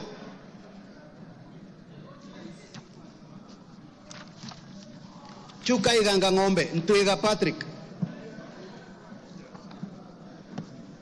Dadab Farama Alim. Yes. Dagoretti North Beatrice Elachi. Dagoretti South John Carey. Eldama Ravine Musa Sirma. Eldas Adan Kenan. Elgeyo Marakwet County Jepto Ngelechei. Embakasi Central, Major Dong Gadiro Benjamin. Embakasi Central, Major Dong Gadiro Benjamin. Embakasi East, Babu Owino. Embakasi East, Babu Owino. Embakasi North, James Gakuya. Embakasi North, James Gakuya.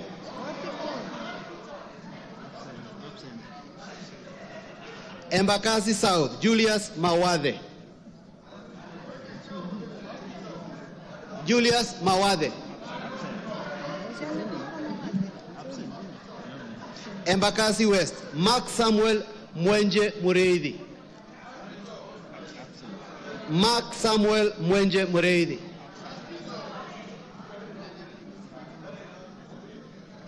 Embu County, Double N Pamela Njoki. Mgwen Lelmengit Joseph Kipto. Mgwen Lelmengit Joseph Kipto. Emuhaya Omboko Milemba. Emurodikil Johanna Ngeno. Endebes Kukose Doctor. Fafi Farah Sala Yakub.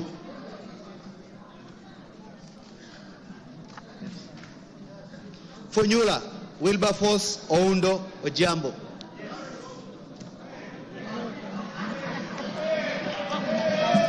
Galole Said Buya Hiribai. Galole Said Buya Hiribai. Said Foster. Ganze Kenneth Charo Tungule. Charo Kenneth Charo Tungule. Garissa County Udgon Amina.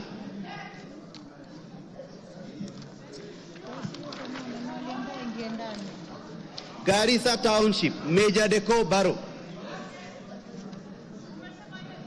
Garsen Ali Wario Guyo. Garsen Ali Wario Guyo. Gatanga Mureu Wakili.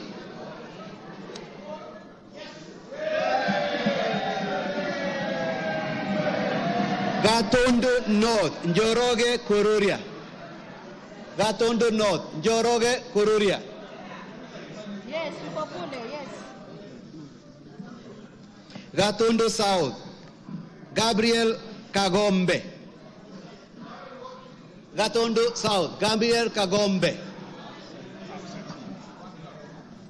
Gem Elisha Odhiambo. Gechogu Robert Gedenji Gechimu. Gilgil Mother Wangari. Githunguri Gadhoni wa Muchomba. Githunguri Gadhoni wa Muchomba.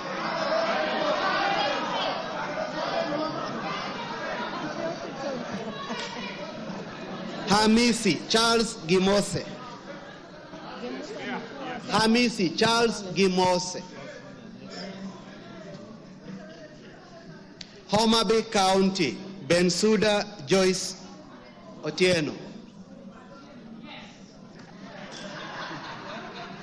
Homa Bay Town George Peter Kaluma. Igembe Central Daniel Kili Karido. Igembe North Taitumu Munaiba Julius. Igembe South John Paul Mwirigi. Ijara Abdi Ali. Ikolomani Bernard Shinali Masaka. Yes. Isiolo County Mumina Bonaya. Isiolo North Joseph Samal.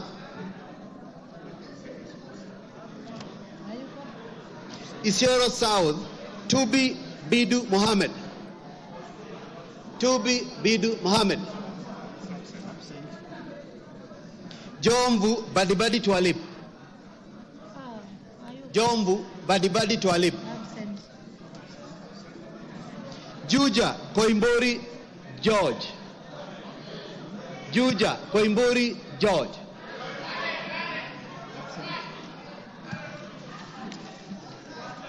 Kabete Gidua wa Mashukuru. Kabondo Kasipul Ivo Bara. Kabuchai Joseph Kalasinga. Kabuchai Joseph Kalasinga. Kacheliba Lote Titus. Kacheliba Lote Titus. Kaiti Joshua Kimilu. Kaiti Joshua Kimilu. Kajiado County Lea Sankaire. Kajiado Central Elijah Memusi. Elijah Memusi. Kajiado East Kakuta Maimai. Kajiado North Ngogoyo Onesmus. Ngogoyo Onesmus.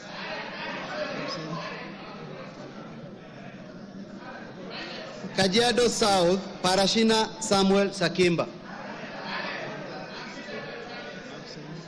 Kajiado South Parashina Samuel Sakimba. Kajiado West Sunkuya George. Kakamega County Elsie Muhanda. Kaloleni Paul Katana. Paul Katana. Kamukonji Abdi Yusuf. Kandara Njogona Chege. Kandara Njogona Chege. Kandui John Makali. Kangema Peter Kihongi. Kangema Peter Kihongi. Kagundo Fabian Chule. Fabian Chule. Kapenguria Samuel Moroto. Kapsaret Oscar Sudi. Karachuonyo Andrew Okwome. Kasarani Karauri Ronald. Karauri Ronald. Kasipul Charles Were.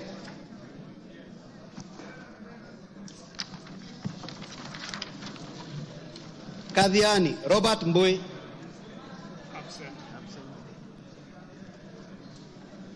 Keio North Adams Kipsanai.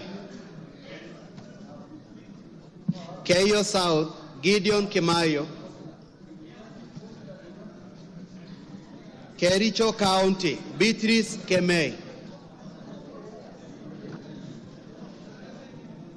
Keses Julius Ruto Kipleting. Wisero Christopher Aseka Wangaya.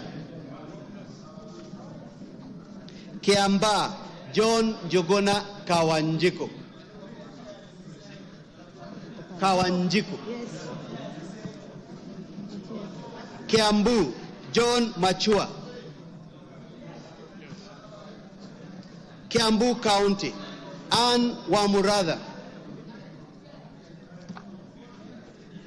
Kibra Peter Orero. Kibwezi East Jessica Mbalu. Jessica Mbalu.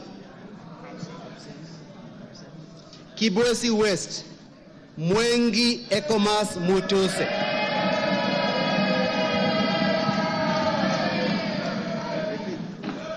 Kieni Njoroge Wainaina.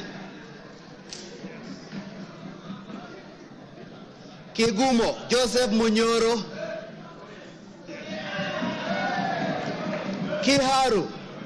Kiharu Samson Dindi Nyoro. Samson Dindi Nyoro. Kikuyu Kimani Ichungwa. Kikuyu Kimani Ichungwa. Kikuyu Kimani Ichungwa.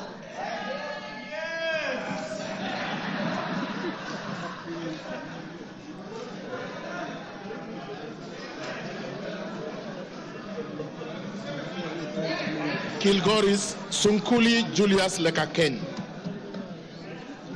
Kilgoris Sunkuli Julius Lekaken. Kilifi. Yeah. Kilifi Mwanyanje Gatud Mbeyu. Kilifi North Baya Owenya. Kilifi South Kiti Richard Ken Chonga. Kilome Thaddeus Kituan Zambia.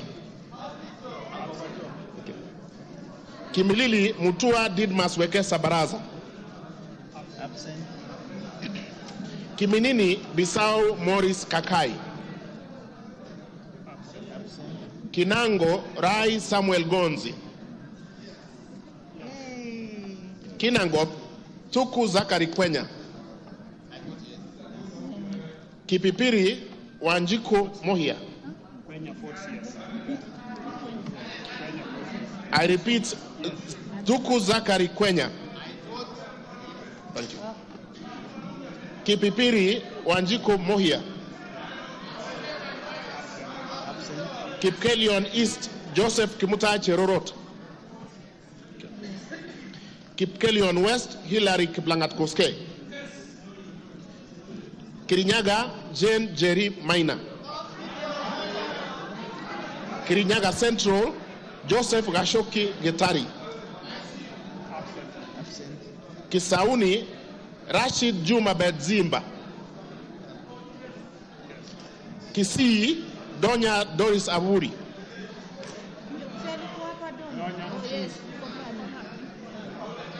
Okay. Kisumu Ruth Odiambo Odinga Busia. Kisumu Central Joshua Odongo Oron. Kisumu East Shakil Ahmed Shabir Ahmed. Kisumu West Rosa Akinyi Buyu.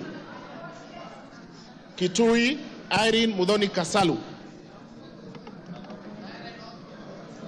Kitui Central Makali Benson Mulu. Kitui East Nimrod Biduka Mbai. Kitui Rural David Mwalika Mboni. Kitui South Rachel Kaki Nyamai. Kitui West Edith Vethi Nyenze. Kitui Chache North Nyakundi Jafeth Mokae. Kitutu Chache South Anthony Kibagendi. Kitutu Masaba Clive Ombane Gisairo. Konoin Brighton Leonard Yegon. Kureso North Mutai Alfred Kibrono. Kureso South Please repeat. Can I repeat? Kureso is North Mutai Alfred Kibrono. Thank you. Kureso South Joseph Kipkoske Tanui. Kuria East Maisori Marwa Kitayama Kemero. Yes. Kuria West Matthias Nyamabe Robi. Kwale Fatuma Hamisi Masito. Kwanza Ferdinand Kevin Wanyonyi. Lafe Abdirahman Mohammed Abdi. Lagdera Abdikadir Hussein Mohammed. Laikipia Jane Wangeshi Kagiri. Laikipia East Festus Mwangi Kionjori. Laikipia North Sarah Paulata Korere. Laikipia West Stephen Washira Karani. Laisamis Joseph Lekuton. Lamu West Mudamas Stanley Moirori. Langata Felix Odiwor Kode. Lari Joseph Buruka Hangara. Likoni Mishi Juma Hamisi Mboko. Likoni Mishi Juma Hamisi Mboko. Likuyani Innocent Maino Mugabe. Likuyani. Okay. Limuru John Keragu Chege. Okay. Loima Protas Ewesit Akuja. Luanda Dick Maungu Oyugi. Lugari, yeah, he did. Yeah, he said yes. Okay.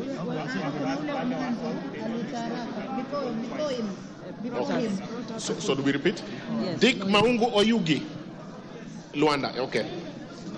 Nabi Nabwera Daraja, Lugari. Okay. Lunga Lunga, Mangale Munga Chiforomondo. Lurambi, Titus Hamala Mukwana. Mahara, Japheth, yeah, Lurambi, Titus Hamala Mukwana. Okay. Japheth Miriti Kareke Mbuki, Mahara. Kamene Joyce Machakos.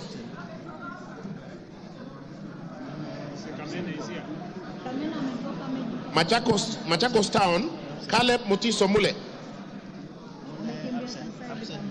Okay. Makadara, George Aladwa Omwera. Yes, Aladwa. Makueni, Susan Dunge Kiamba. Makueni, Rose Museo Mumo. Malava, Moses Malulu Injendi. Malindi, Amina Laura Mnyazi. Mandera North, Bashir Sheikh Abdullahi. Yes, we have. Mandera, Sheikh Umulkhair Kasim. Mandera East, Hussein Waitan Muhammad Abdirahman. Okay. Mandera South, Abdul Ibrahim Haro. Mandera West, Adan Haji Yusuf. Manyata, John Gitonga Mwaniki Mukunji.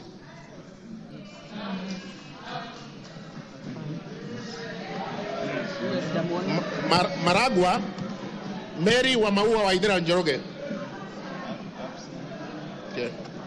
Marakwet East, David Kangogo Bowen. Okay. Maragua. Okay.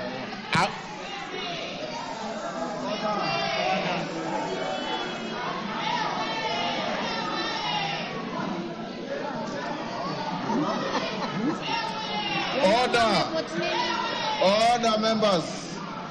Order. Member for Kisumu. Order.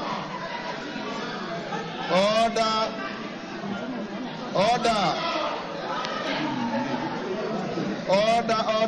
Rosabuyu. Order. Wamaua vote.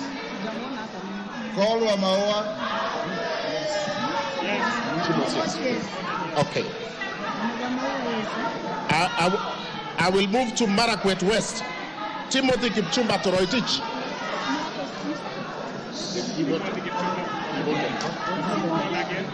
I will repeat, Timothy Kipchumba Toroitich.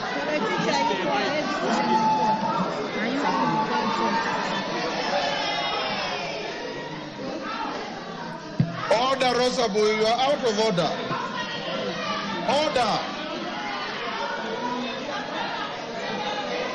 Obawa, just sit down. Order.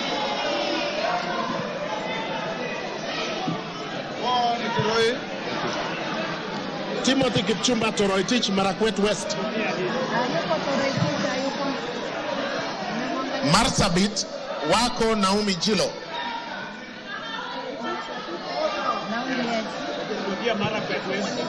Okay, I repeat, Marakwet West. Order, Lillian Kogo. Order, Lillian. Order. Lillian Kogo, take your seat. Take your seat. Order.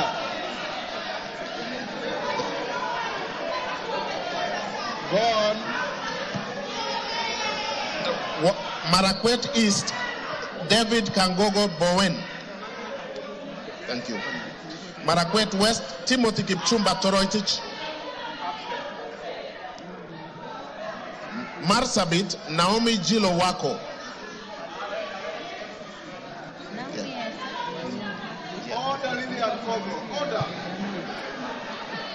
Masinga, Joshua Mbidi Mutua Malio. Yes. Yes. Malio votes yes. Yes. Matayos Odanga Geoffrey Makoha. Madare Olwoch Anthony Tom. Madioa Gishuki Edwin Mugo. Yes, Madira Kahugu Eric Mwangi. Eric Mwangi. Yes. Madioa Edwin Mugo Gishuki. Madioya is there. Yes. Okay. Madira Eric Mwangi Kahugu. Thank you. Matuga Kasim Sawa Tandaza. Matungu Peter Oscar Nabulindo. Matungulu Stephen Mutinda Mule. Mavoko Patrick Makao Kingola. Mbere North Geoffrey Kariuki Kiringa. Mbere South Bernard Muriuki Nebat.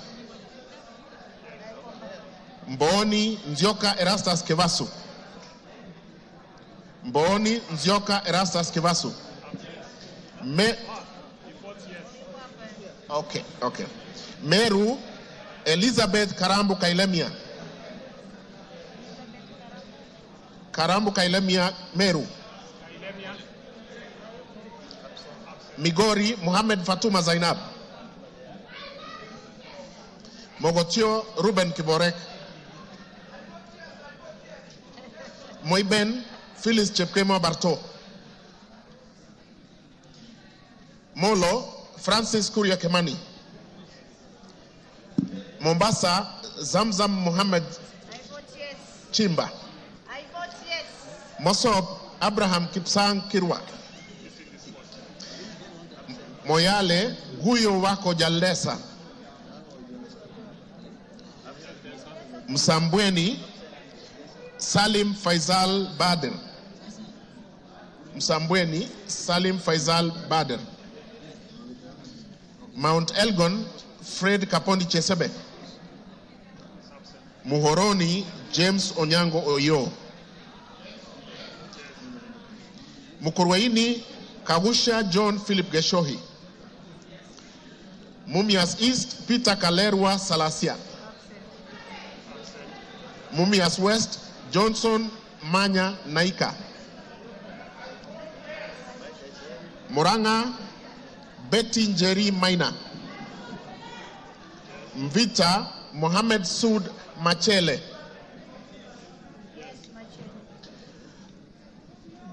Mwala Musau Vincent Musioka. Mwatate Peter Mbogo Shake. Mwea Mary Maingi. Mwingi Central Gideon Mutemi Muliungi. Mwingi North Paul Musimi Nzengu. Mwingi West Charles Ngusia Nguna. Nairobi City Esther Mudhoni Pasaris. Naivasha Jane Wanjiru Njeri Kihara. Nakuru Liza Chepkori Chelule. Nakuru Town East David Gikaria. Nakuru Town West Samuel Arama. Nambare Mulanya Geoffrey Ekesa.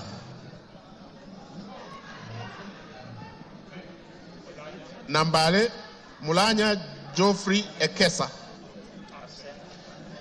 Nandi Cynthia Chepkoskei Muge. Nandi Hills Bernard Kibor Kitur.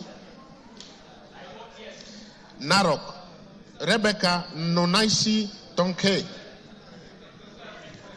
Narok East Lemanken Aramat.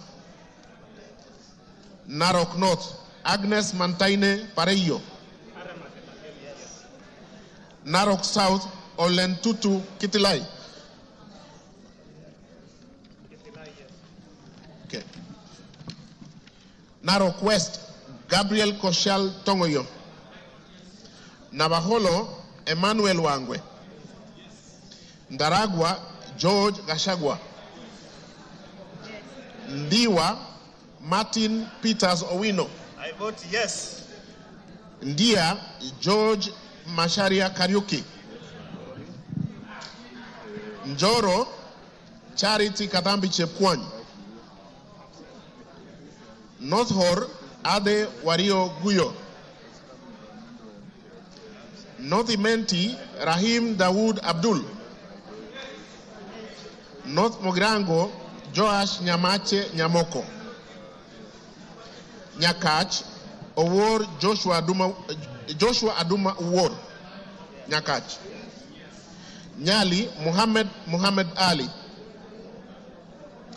Nyamira Jerusha Momanyi Mongina. Nyandarua Faith Waire Mogitau. Nyando Okelo Jared Odoyo.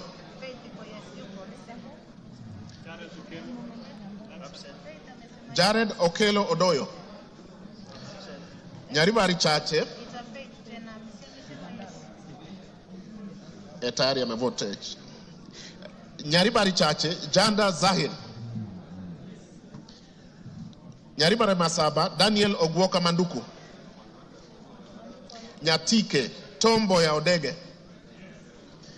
Nyeri Rahab Mokami Washira. Nyeri Town Duncan Maina Madenge. Oljororok Michael Mwangi Mushira. Olkalau David Juguna Kiaraho. Odaya Michael Wambogo Wainaina. Pokot South David Losiakao Kosing. Rabai Mupe Anthony Kenga. Rangwe Lilian Achiengogo. Rarieda Paul Rangwe Gogo Lilian Achieng. Thank you. Rarieda Paul Otienda Molo. Rongai Paul Kibet Chebor. Rongo Paul Abuor. Roy Sambu. Okay. Roy Sambu Agustin Kamande Muafrika. This way. Ruaraka Francis Kajwang Tom Joseph. Yes. Roido Kengara Simon Nganga. Runyenjes Eric Muchangi Njiru Karemba. Sabatia Sloya Clement Logova. Saboti Kaleba Misiluyai. Saku Dido Ali Raso. Samburu Pauline Lenguris. Samburu East Jackson Lekumontare Lentoijoni. Samburu North Dominic Eli Letipila. Samburu West Josephine Naisula Lesuda. Seme James Wamburanyikal. Shinyalu Frederick Lusuli Ikana. Siaya Christine Ombako Dwor. Sigor Peter Lochakapong. Sigawet Soin Justice Kipsang Kemei. Sirisia John Walukekoi. Sotik Francis Kipyegon Arab Sige.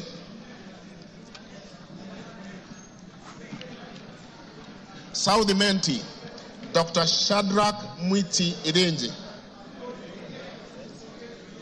South Mogirangos, Silvanas Osoro Nyego. Soy, David Kiplagat. Starehe, Mwago Amos Maina. Suba North, Millie Grace Akoto Diambo. Suba South, Karoli Omondi. Subukia, Samuel Kinudia Gashobe. Suna East, Mohammed Junet Sheikh Nu. Suna West, Peter Francis Masara. Okay. Taita Taveta, Lydia Haika Mnene Mizige.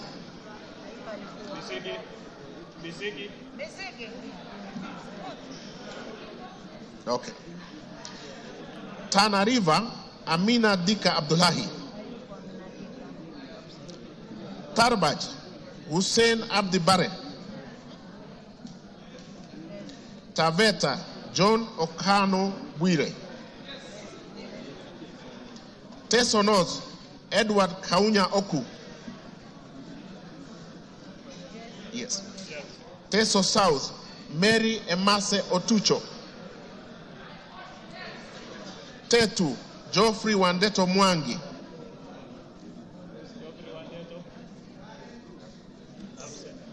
Tharaka, George Getonga Murugara. Tarakaniti, Susan Ngugenduyo. Thika Town, Alice Wamboi Nganga. Tiati, William Kamket Kasait. Tigania East, Lawrence Puruaburi. Tigania West, John Kanywidia Mutunga. Tinderet, Julius Melik Biwot. Tongaren, John Murumba Chikati.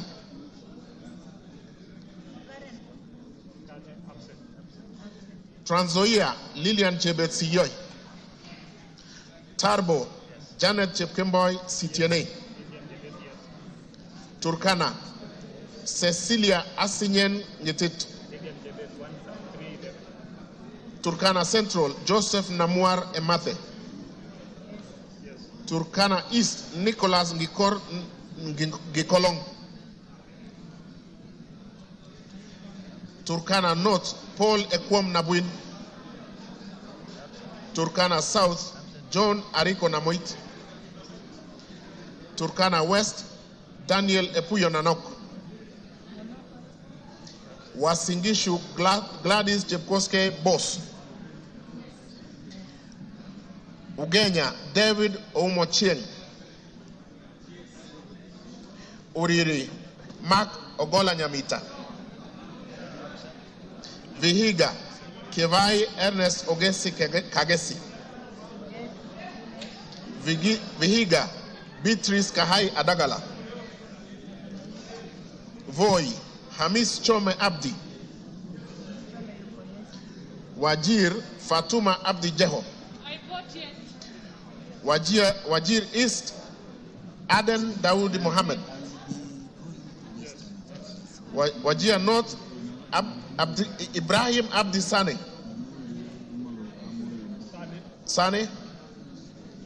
Wajir South, Mohammed Aden Ado. Wajir West, Yusuf Mohammed Farah. Webuye East, Martin Pepela Wanyonyi.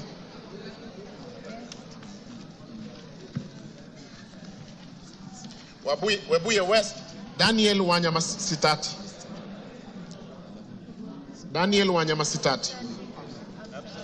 West Mogrango, Stephen Mogaka. West Pokot, Rael Chepkemoy Kasiwai. Westlands, Timothy Wanyonyi Wetangula. Wundanyi, Danson Mwashako Makuona. Yata, Robert Ngui Basil, Ali Abdisirat Khalif, Sabina Wanjiru Chege, Joseph Hamis Sidena, Suleka Hulbale Harun, Dorothy Mudoni Ikiara, Jackson Kipkemwa Koske,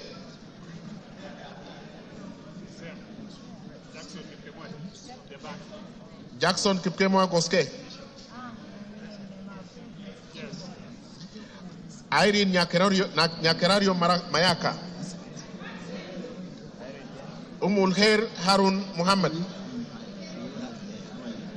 Teresia Wanjiro Mwangi,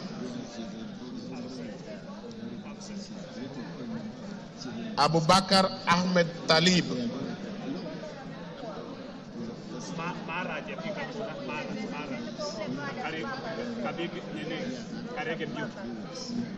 Mara.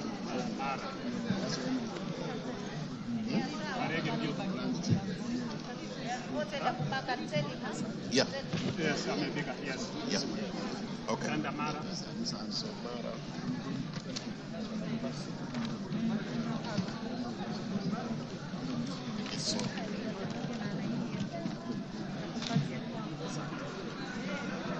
Mara, Jafet Miriti Kareke Mbuki.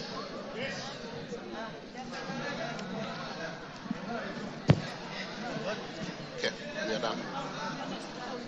Yeah. Order, members. Is there any member who has order, Kiborek? Order. Is there any member who has not had his or her name?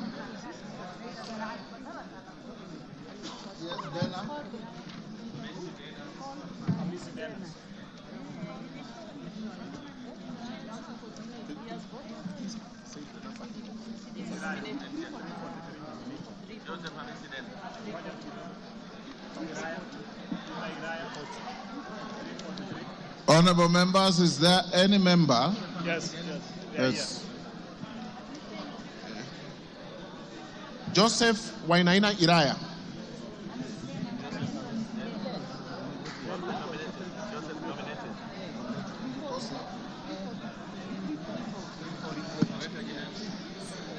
$340. Joseph Hamis Sidena. There is a member at the back there, the nominated member. No, he's voted. Okay.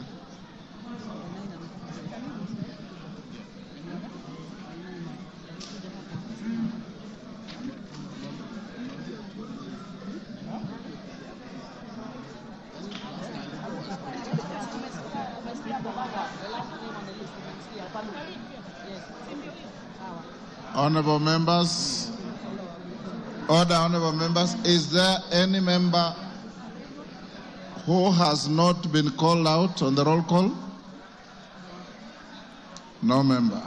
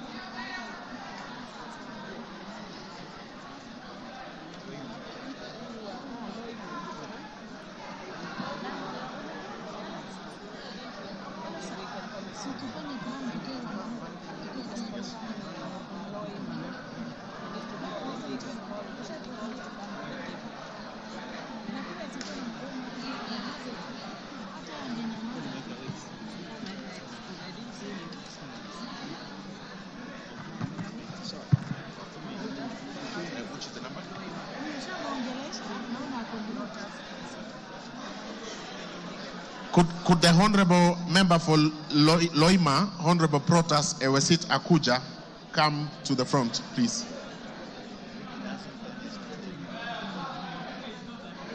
Thank you.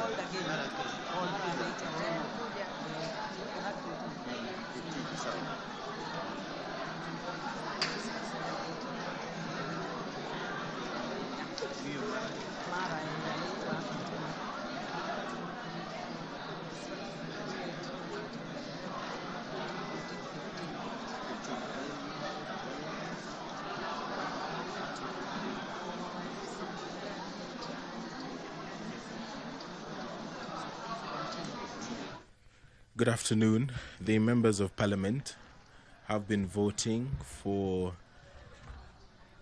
the nomination of Professor Kindiki to fill the vacancy in the Deputy President's office. This voting by roll call was necessitated by the failure of the electronic system, and that roll call has been taken, and tallying of the votes is currently underway. So in a couple of moments we will get the result of the exercise that has been taking place, but just to familiarize with the standing orders on voting and divisions. Standing Order 73, roll call voting. When the Speaker directs a roll call voting to be taken, the division bell shall be rung for 10 minutes. The names of one teller for the ayes and one teller for the nays shall be submitted to the Speaker, and the Speaker shall direct the tellers to take seats at a designated place, which we saw a couple of minutes ago. At the end of 10 minutes, the Speaker shall direct the doors to be locked and the bar drawn, and no member shall thereafter enter or leave the House until the roll call vote has been taken. When the doors have been locked and the bar drawn and the names of the tellers have been announced, the Speaker shall put the question again and direct the clerk to call out the names of members in alphabetical order in the presence of the tellers.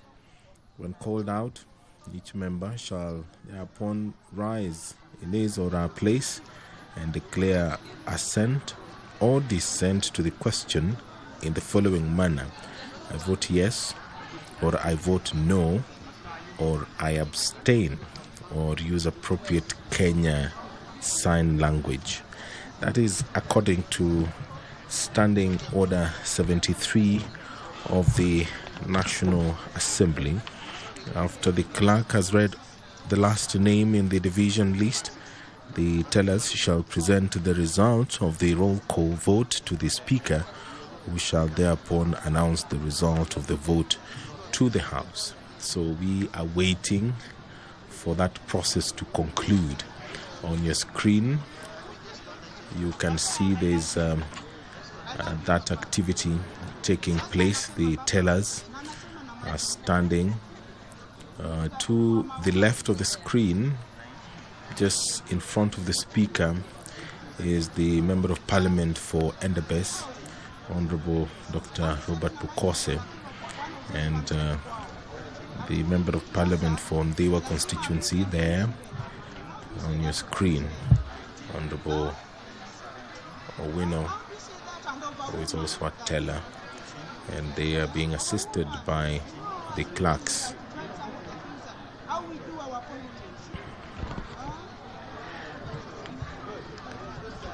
Standing Order 71 of the National Assembly talks about technical failure, confusion or error occurring, which we did see some minutes ago.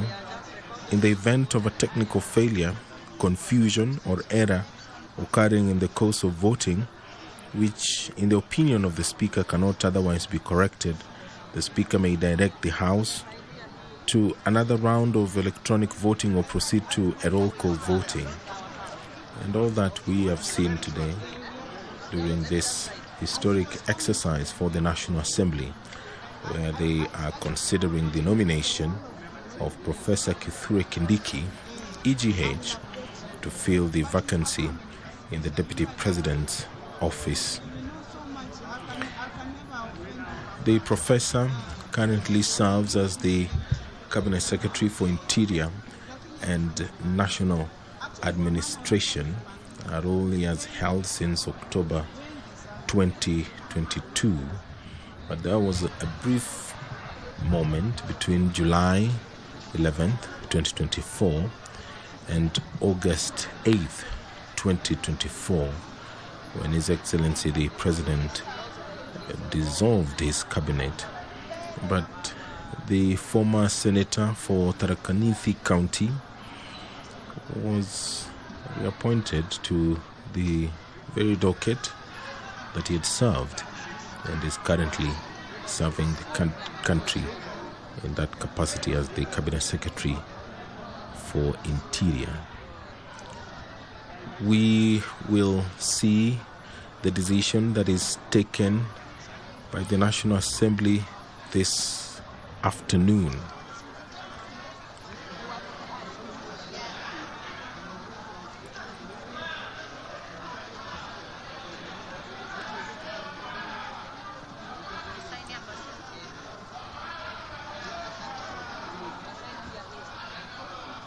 Order, honorable members, order. Members, take your seats. Take your seats. Take your seats. Jane Kagiri, take your seats. Take your seats, members. Karemba, take your seats. Ruku. Take your seats.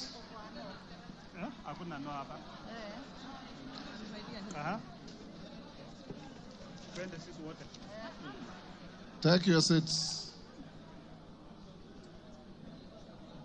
So which one are we using?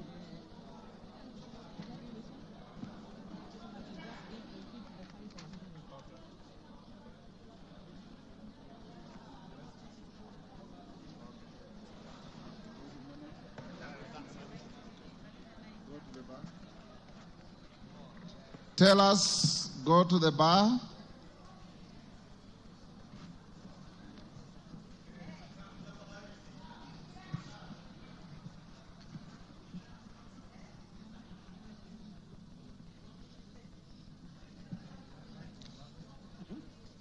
Tell us, approach the dispatch table now.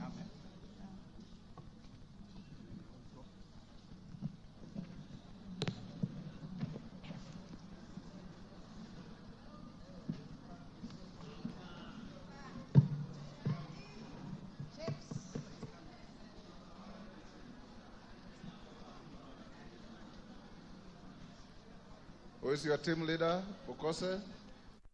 Honorable Speaker, on the voting, Abstentions 0. Nays 0. Ayes 236.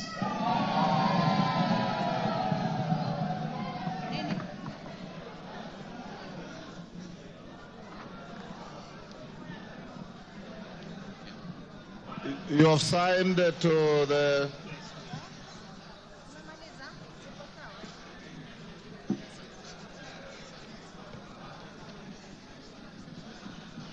order, honorable members. Order. Order. Who is that member? Hillary. Take your seat. Honorable members, the vote on the nomination of Professor Kithure Kindiki to fill the vacancy in the office of the Deputy President of the Republic of Kenya is as follows. Abstentions, nil. Noes, nil. Ayes, 236. Present and voting, as we had advised you earlier, the vote is overwhelmingly yes. So the nomination is herewith declared passed by the House, and the Speaker will transmit the results to the President, and the Speaker will also sign a Gazette notice to this effect that the nominee for Deputy President has been duly voted by the House and approved. Approval is not applicable here. Has been voted by the House and therefore will transmit to the appointing authority to proceed with the appointment. Is now Deputy President-elect.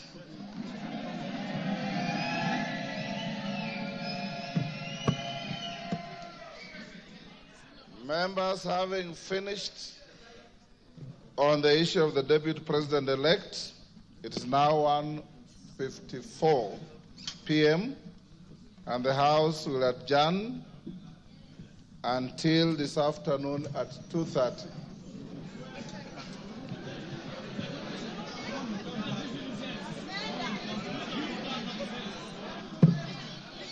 Order. If you wanted to break now, the majority leader would have approached the chair.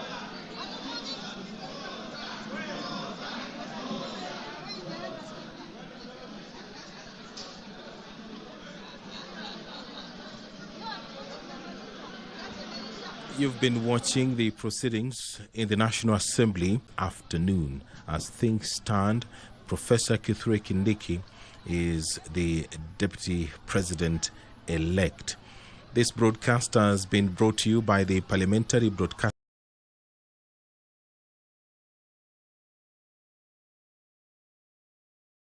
Good afternoon.